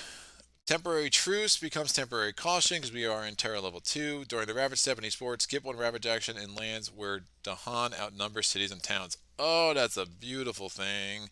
Skipping that and doesn't apply on board D at all. Excellent. Brand the Heedless in each land with Beast, 1 damage per beast. Out, out. That will do. And then Speak of the Spirit's Anger for each board, 1 fear if any Dahan are in lands with cities or towns. That applies on both boards as 2 more fear. Definitely is helpful. 2 fear cards. Terror level 2.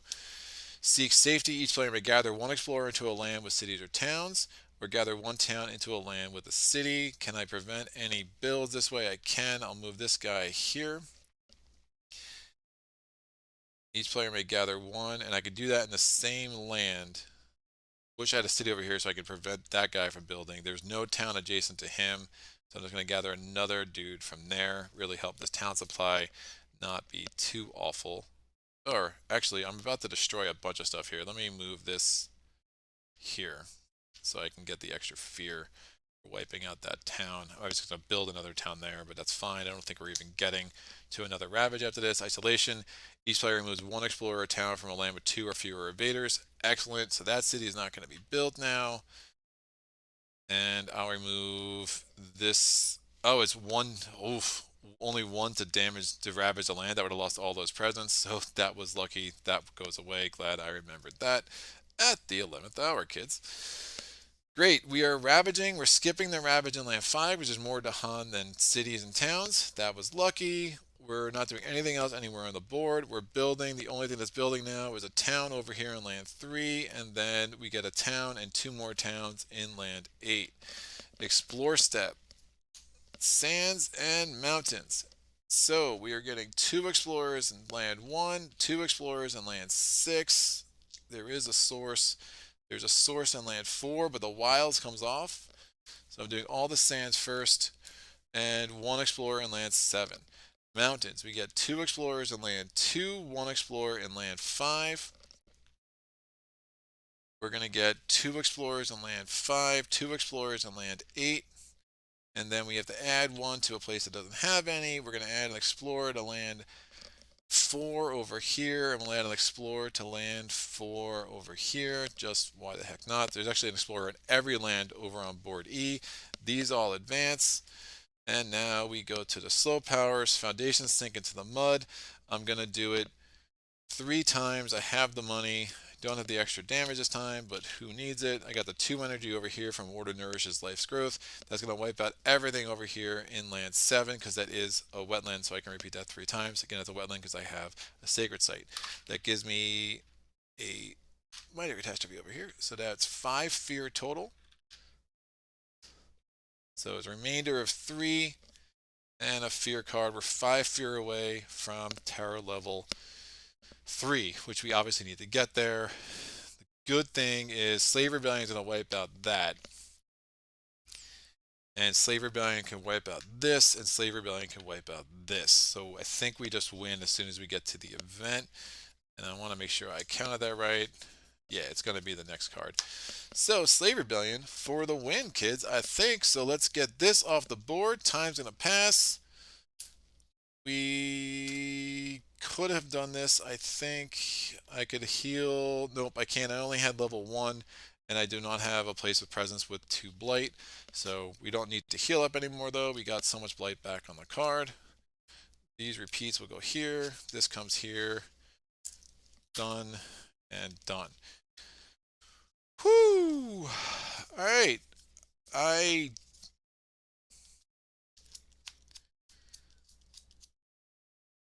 3, 4.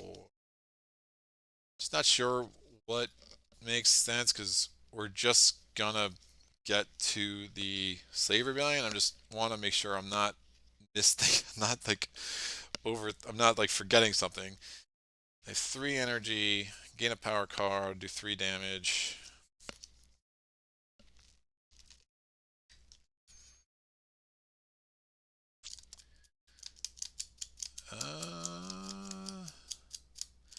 Yeah, I mean the Slave Rebellion card is gonna virtually wipe everything out here, which is really nuts. So I'll just add a presence here. That's gonna add a blight. I can push those Dahan. I do not want to. I don't have to. Um, Adding the blight does mean no. It doesn't destroy my presence. It destroy my.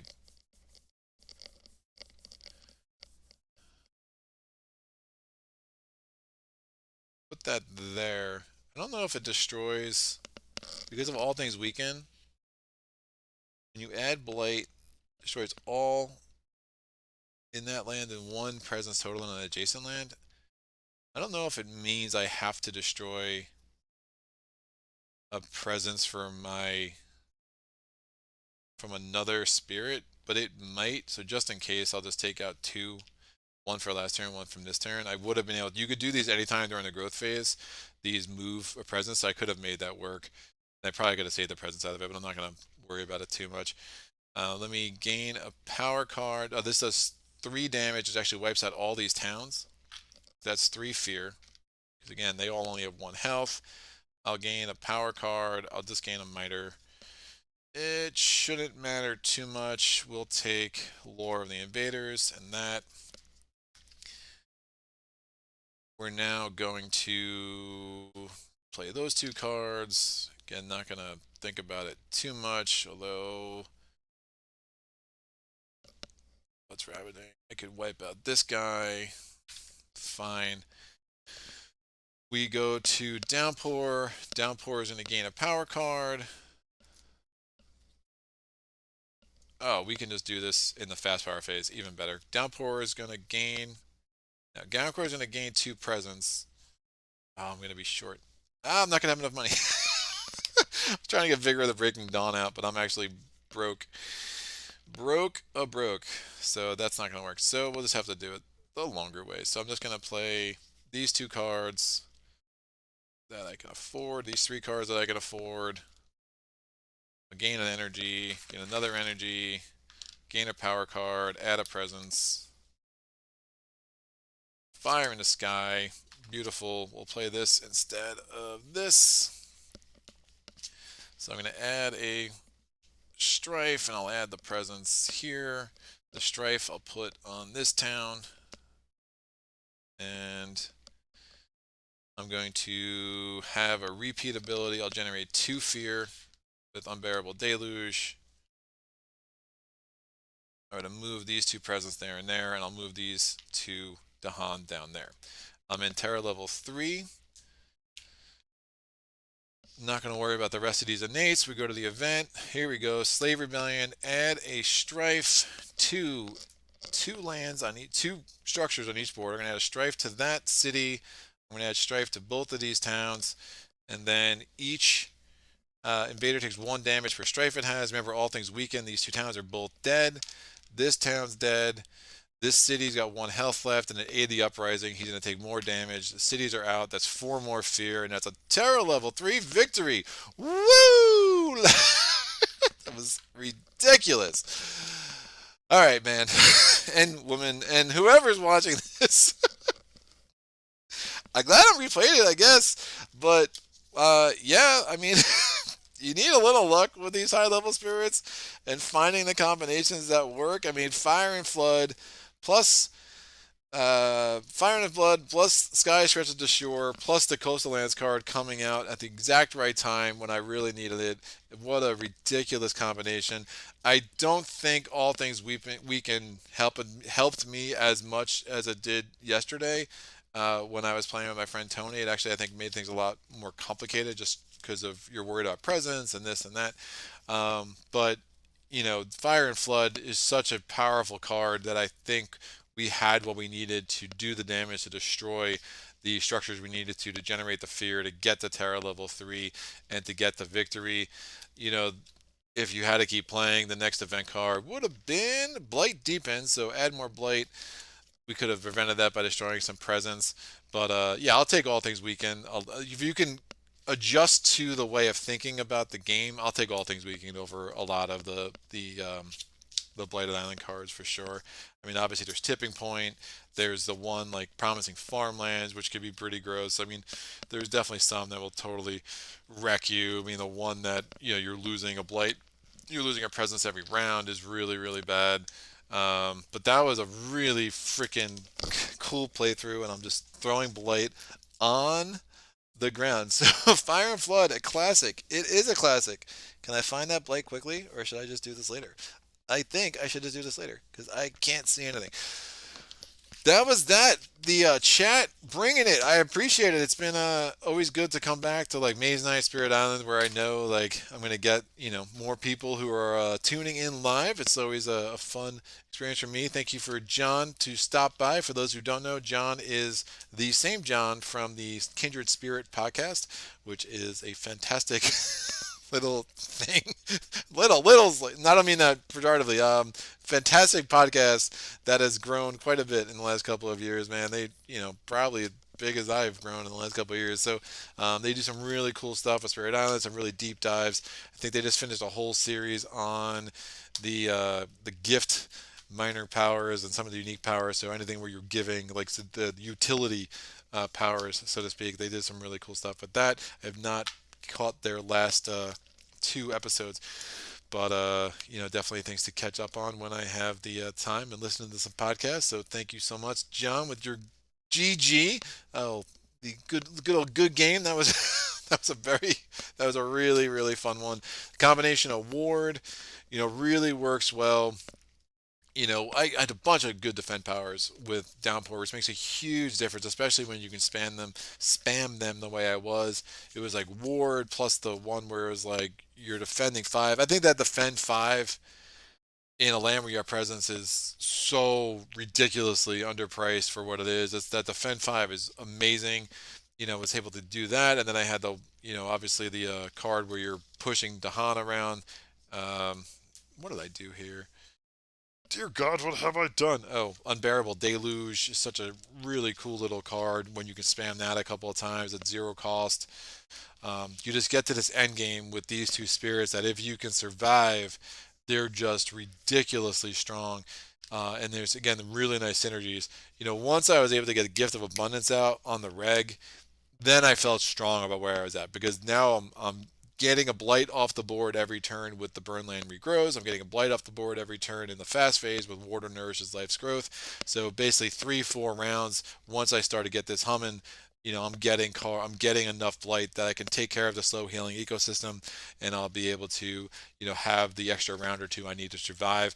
I do find if you can get to the second slave rebellion incident in a game of France, that's a good sign. Like if you don't win when this comes up, you're probably screwed because these Terra level 3 cards or these these stage 3 invader cards are just going to overwhelm you.